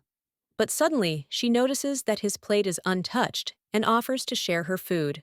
Enrique smiles softly and explains that he had already eaten before coming here, so he is not hungry at all. His kindness and attention to Mabel create an atmosphere of care and warmth. Mabel, however, notices something strange on his face. The little girl stares at Enrique, seeing a strange mark. She wonders what it could be, and her face shows concern. It seems her intuition tells her that something is wrong with him. Enrique tries to explain that it's just a mosquito bite. He tries to keep his tone light and carefree, but his explanations sound unconvincing. Mabel looks at him suspiciously, still thinking. By repeating the word gnat, Enrique tries to convince Mabel of his version. He even starts playing with her hat to distract her. Mabel still can't shake the feeling that something is wrong with him. Her thoughts take her to a disturbing memory. She feels that the mark on Enrique's face looks more like a blow than an insect bite. Her inner voice doubts his words, creating tension in her thoughts. Despite her doubts, Mabel tries to hope that she is wrong. But her heart is troubled, especially after Enrique changes the subject to something more innocuous, pointing to a bird to distract her. Meanwhile, in the courtroom, the fate of Count Sakilma, who has embezzled state funds, is being discussed. Opinions are divided, but the majority insists on a severe punishment. The atmosphere becomes serious and tense, and the anticipation of the decision is keenly felt. Duke Javier, dressed in his finest robes, supports the majority opinion. His confidence and determination resonate with those present. Meanwhile, Mabel rejoices in the distance, relieved that the difficult decision has finally been made. Javier appears before Mabel, his head bowed modestly.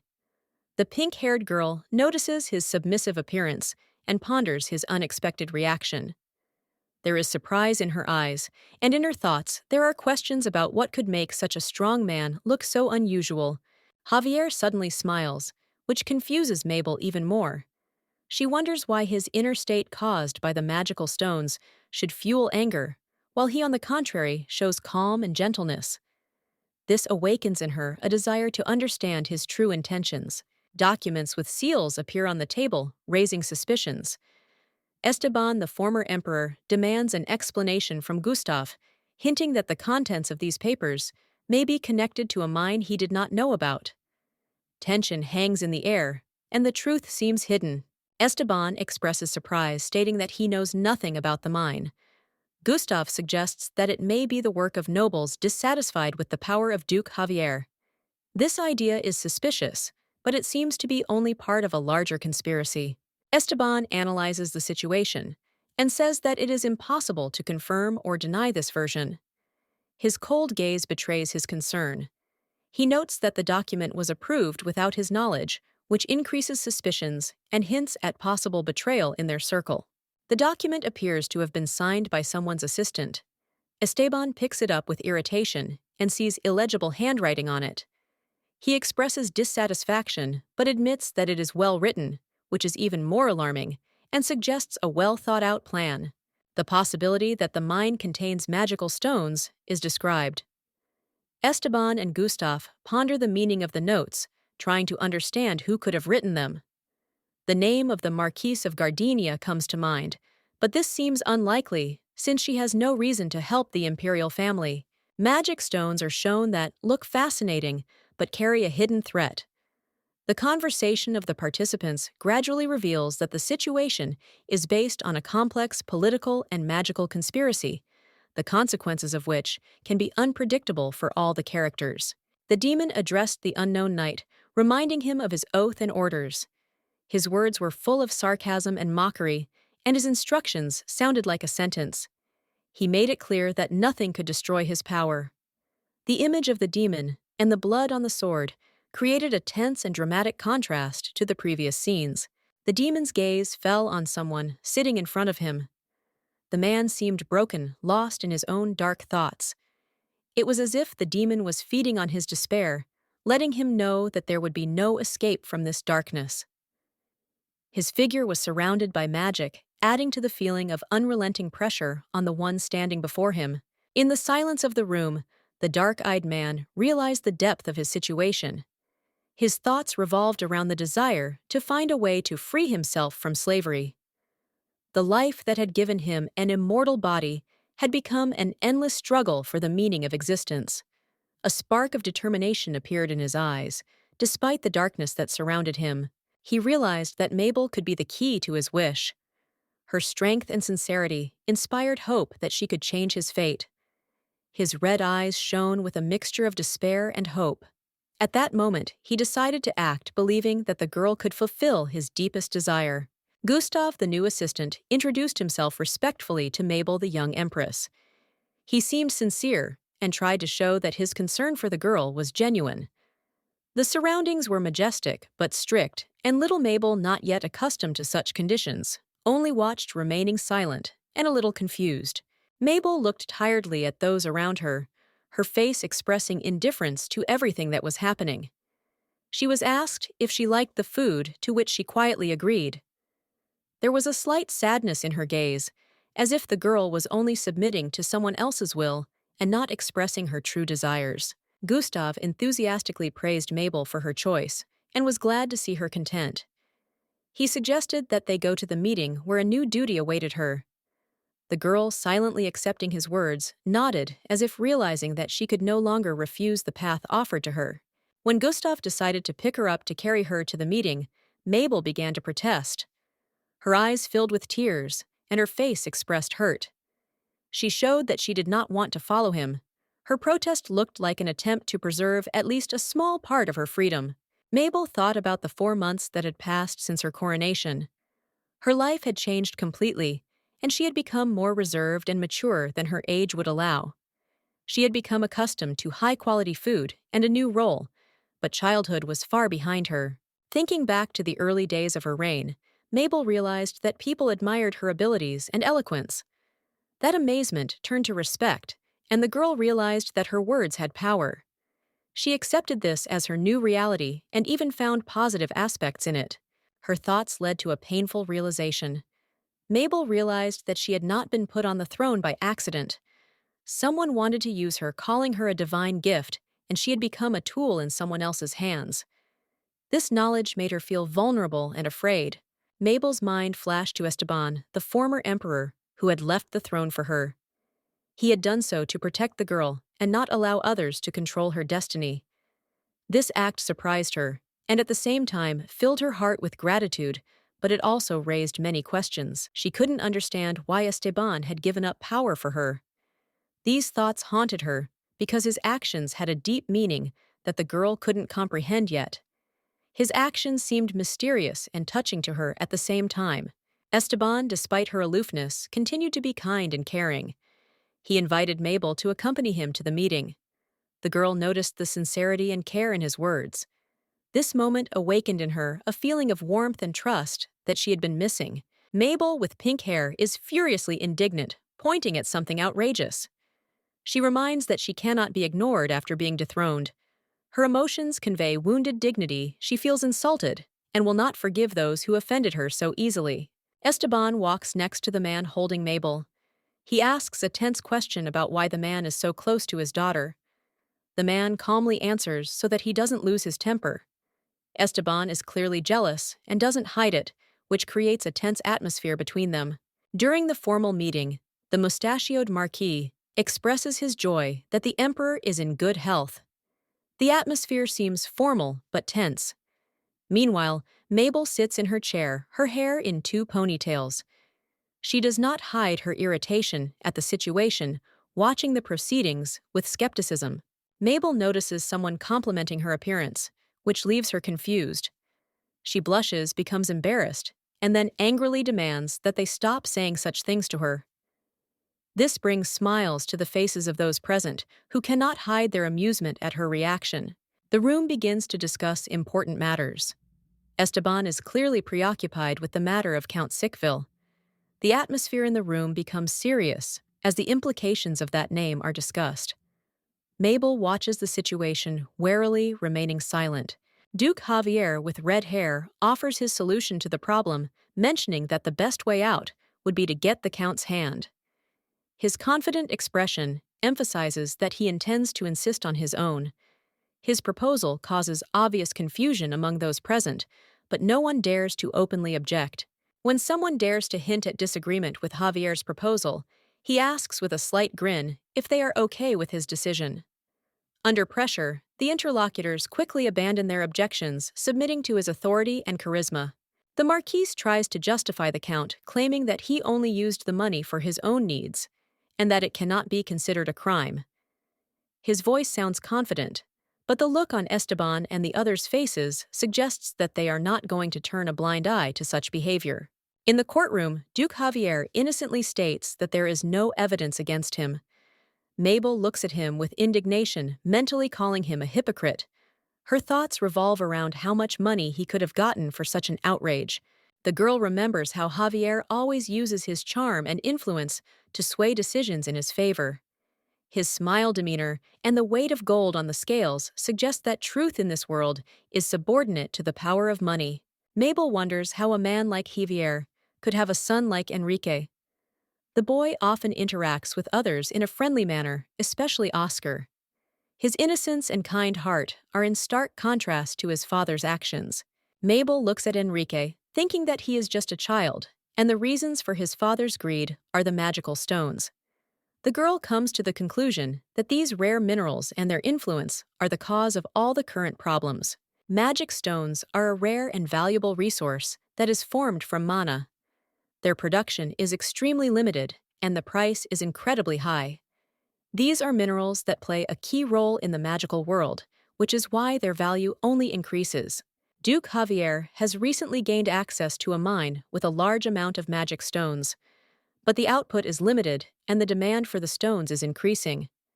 This makes them almost inaccessible to ordinary people, and Javier himself is becoming richer. The nobility has long known about the extraction of magic stones, but only the Marquis dares to object to the Duke's actions. He, like Javier, has his own interests related to magic minerals, which gives rise to a conflict. Mabel hears rumors that the imperial family has large reserves of stones, but they too do not last forever. A triumphant smile plays on Javier's face because he is sure that even the imperial family will one day need his resources. Mabel frowns and decides that she must try to do something. Her determined look tells her that she is not going to stand by and wants to act to stop the injustice. Later that night, Mabel is awakened by strange conversations. She feels uneasy even in the safety of the imperial palace. Her determination and desire to understand what is happening only grows stronger despite her fears. Mabel, a girl with pink hair and big blue eyes, wakes up at night in her cozy but empty house. She hears strange sounds and wonders who could be nearby. Getting out of bed, she begins to explore the house carefully, listening to every rustle, which makes her feel curious and slightly uneasy. Mabel notices movement outside the window and comes closer. There, she sees two large owls talking to each other. The girl realizes that she understands their speech, and her surprise turns into delight. However, the owls, unhappy with the lack of food, fly away in search of food, leaving Mabel to watch thoughtfully. The next morning, Mabel goes outside and sees a ginger cat in the garden, complaining loudly about something. While trying to calm him down, she realizes that she can not only hear him, but also communicate with him. This new gift confuses her, but she begins to realize that this is a special ability. Gradually, the girl comes to the conclusion that her unusual abilities are beginning to awaken. She feels something change inside her, as if some magic is awakening, connecting her with the animal world around her. This moment brings her both delight and questions about the origin of the gift. The cat tells her that this is not just a coincidence. He hints at some divine will that chose her for this mission. He promises that in time, she will be able to understand the meaning of what is happening and learn to use her gift for the greater good.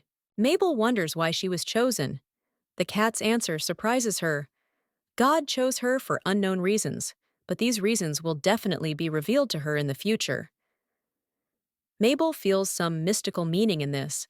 The cat adds that he, as a divine lion, was sent to protect and help her. He emphasizes the importance of her mission and assures that she will be able to learn to communicate with any living being if she reveals her potential. Although she is only a few years old, the cat assures her that her soul is much older than it appears. He explains that many of the answers to her questions are yet to come, but that it is all part of a greater plan. Mabel listens to his words with growing interest.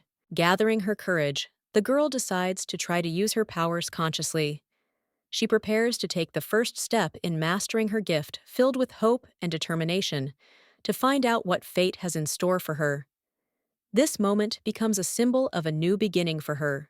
Mabel completes her preparations and, armed with her childish energy, decides to take action. She senses that many challenges lie ahead, but her faith in herself and the support of the mystical lion give her the strength to step into the unknown. Gustav was deep in work, trying to sort through the piles of documents that had accumulated on his desk. He let out a tired sigh, realizing that there were no more magic stones.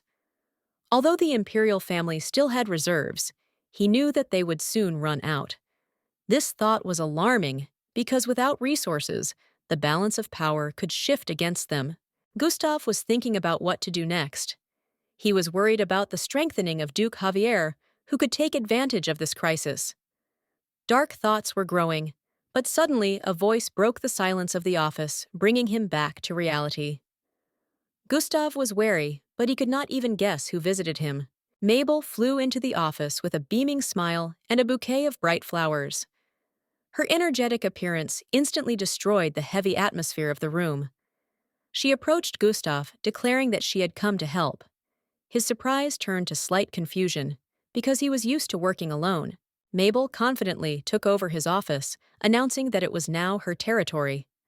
Gustav, although he doubted her ability to keep things in order, could not refuse her sincere impulse. The girl began to sort through papers with enthusiasm, which looked both charming and chaotic. In her enthusiasm, Mabel accidentally dropped several piles of paperwork. Gustav offered to clean it up himself, but she refused, claiming she could handle it. He watched her efforts with a slight smile, although his inner voice insisted that such an arrangement could end in disaster. While examining the contents of the desk, Mabel came across an inkwell. Her curiosity got the better of her common sense, and she opened it unaware of the consequences. Gustav only managed to notice it out of the corner of his eye when the ink spilled onto the desk, soaking important papers. Mabel didn't understand at first, but quickly realized what she had done. She tried to explain that she hadn't expected it to end like this. Gustav, seeing her remorse, held back his displeasure and hurried to find something to clear the documents, although his heart sank with worry. When Gustav left to get a rag, Mabel apologized to him in her thoughts. Her sincerity was reflected in her eyes, but she decided not to waste time. She knew that she had a chance to carry out her plan while the assistant was busy. Mabel, left alone, began to hurriedly sort through the papers. Her determination grew stronger because she knew that she had little time. Her thoughtfulness gave way to concentration, and in these moments she looked almost older than she actually was. Determined to finish her business before Gustav returned, Mabel did not lose confidence. She clutched her bag in her hands and repeated to herself that she had to make it. Her blue eyes sparkled with determination, and her image, full of contrast between childish naivety and inner strength, remained inimitable. Mabel finished writing the important document concerning the purchase of the Southwest mine. Her diligence over the past months had been reflected in this work.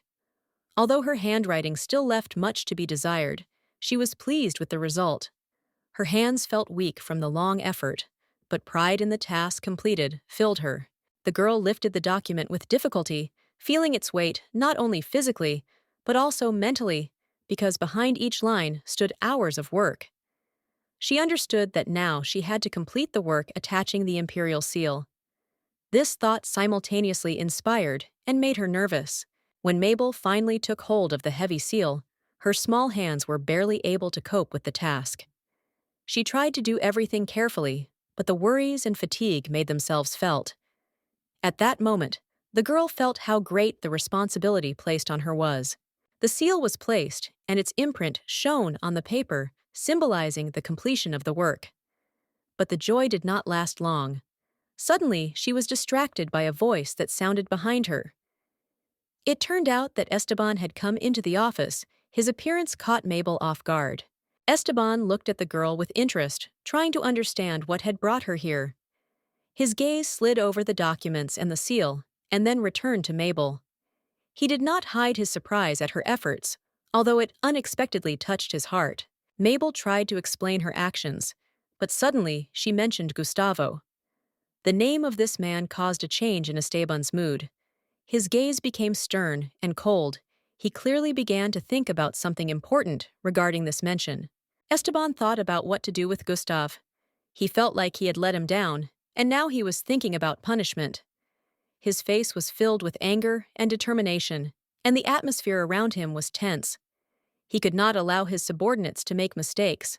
At that moment, a servant appeared, with a large doll intended for Mabel.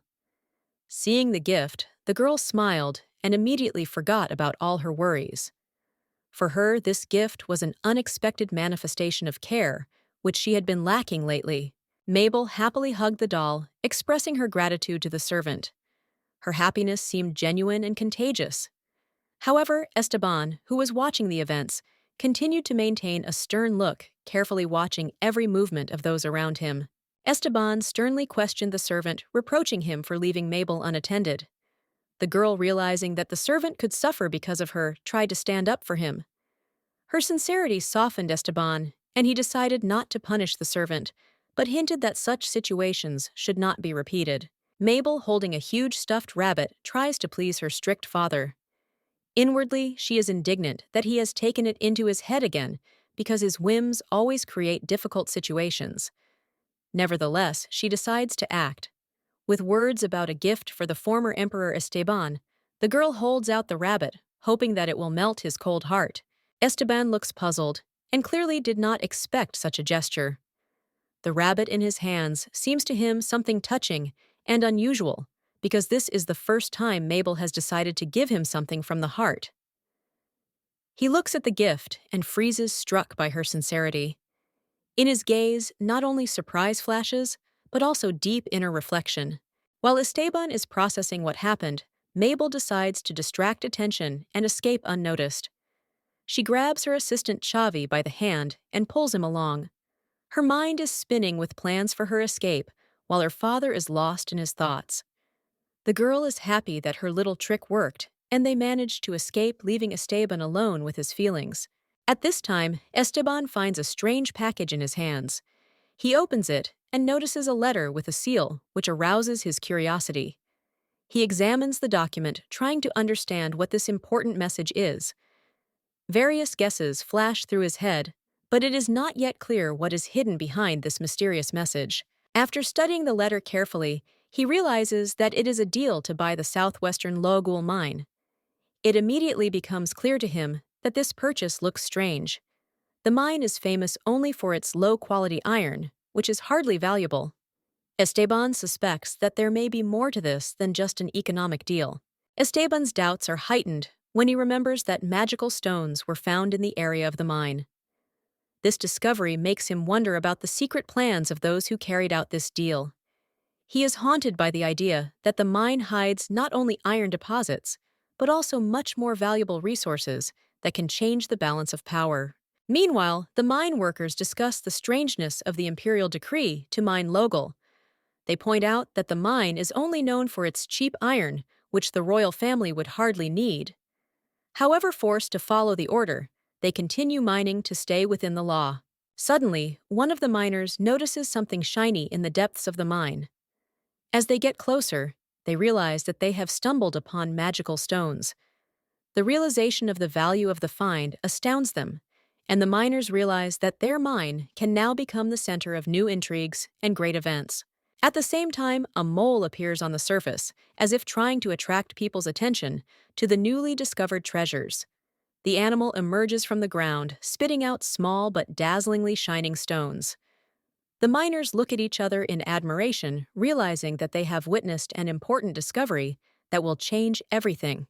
Esteban, holding the mine document in his hands, begins to put the puzzle together. His suspicions are confirmed, and he realizes that someone is using Logol for the magical stones. An inner sense of unease makes him wonder about who is behind this deal and what role he will play in solving this mystery. Mabel thanks Clot with a tender expression as she sits on the grass in a flowery dress. Her blue eyes sparkle with joy as she looks at the small, shiny stones that were handed to her. These stones are truly precious to her hard-won, which makes the moment even more emotionally significant. The girl with a sincere smile offers to keep the promise connected to this land, because now it has become theirs. She happily digs in the earth, realizing the importance of each moment. Thoughts flash through her mind about how Gustav has surely fulfilled his task as she expected. Mabel rejoices, thinking that her new ability has proven more useful than she could have ever imagined. Her eyes light up with anticipation, and her mind conjures up an image of an enemy who will no longer be able to triumph. She dreams of the moment when his smug smile disappears from his face, and it fills her with determination. The morning brings a pleasant surprise. The maid delightedly notices that Mabel has already woken up.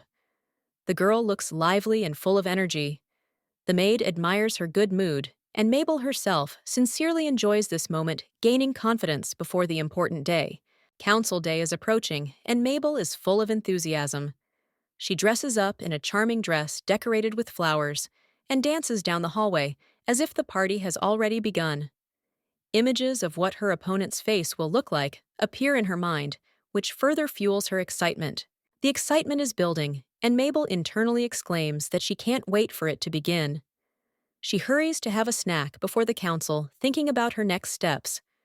Along the way, she is accompanied by confidence that everything is going in her favor, and the coming day will bring her new successes. On the terrace, a familiar voice suddenly calls out to her.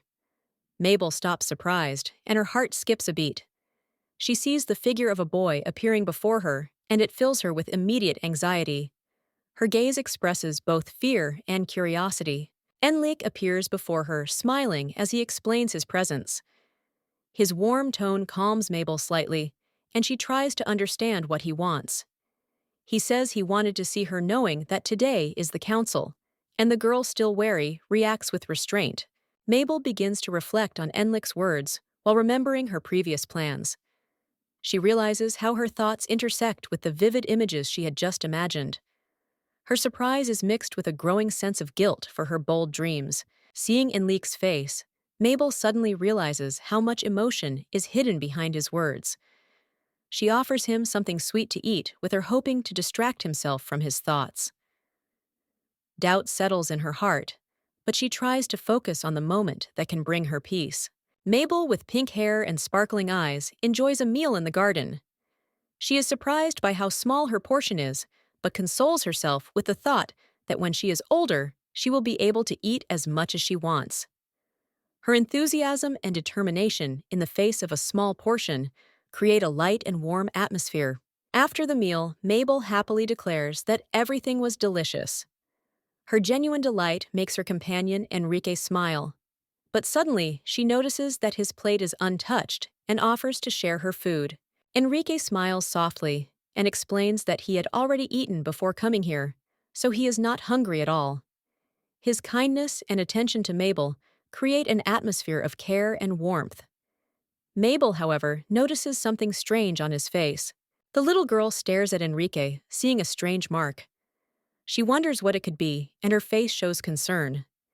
It seems her intuition tells her that something is wrong with him. Enrique tries to explain that it's just a mosquito bite. He tries to keep his tone light and carefree, but his explanations sound unconvincing. Mabel looks at him suspiciously, still thinking. By repeating the word gnat, Enrique tries to convince Mabel of his version. He even starts playing with her hat to distract her. Mabel still can't shake the feeling that something is wrong with him. Her thoughts take her to a disturbing memory. She feels that the mark on Enrique's face looks more like a blow than an insect bite. Her inner voice doubts his words, creating tension in her thoughts.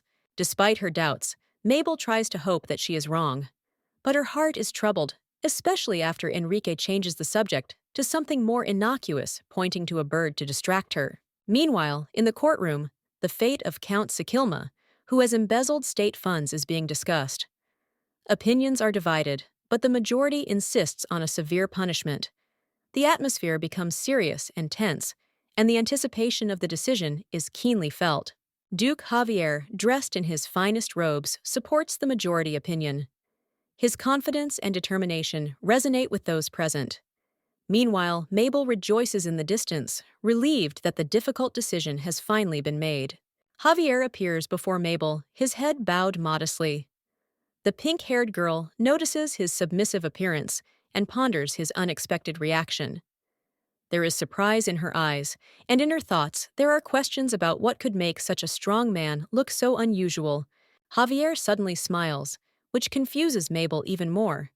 She wonders why his inner state caused by the magical stones should fuel anger, while he on the contrary shows calm and gentleness. This awakens in her a desire to understand his true intentions. Documents with seals appear on the table, raising suspicions. Esteban, the former emperor, demands an explanation from Gustav, hinting that the contents of these papers may be connected to a mine he did not know about. Tension hangs in the air, and the truth seems hidden. Esteban expresses surprise, stating that he knows nothing about the mine. Gustav suggests that it may be the work of nobles dissatisfied with the power of Duke Javier. This idea is suspicious, but it seems to be only part of a larger conspiracy. Esteban analyzes the situation and says that it is impossible to confirm or deny this version. His cold gaze betrays his concern. He notes that the document was approved without his knowledge, which increases suspicions and hints at possible betrayal in their circle. The document appears to have been signed by someone's assistant. Esteban picks it up with irritation and sees illegible handwriting on it. He expresses dissatisfaction, but admits that it is well written, which is even more alarming, and suggests a well-thought-out plan. The possibility that the mine contains magical stones is described. Esteban and Gustav ponder the meaning of the notes, trying to understand who could have written them. The name of the Marquise of Gardenia comes to mind, but this seems unlikely since she has no reason to help the imperial family. Magic stones are shown that look fascinating but carry a hidden threat. The conversation of the participants gradually reveals that the situation is based on a complex political and magical conspiracy, the consequences of which can be unpredictable for all the characters.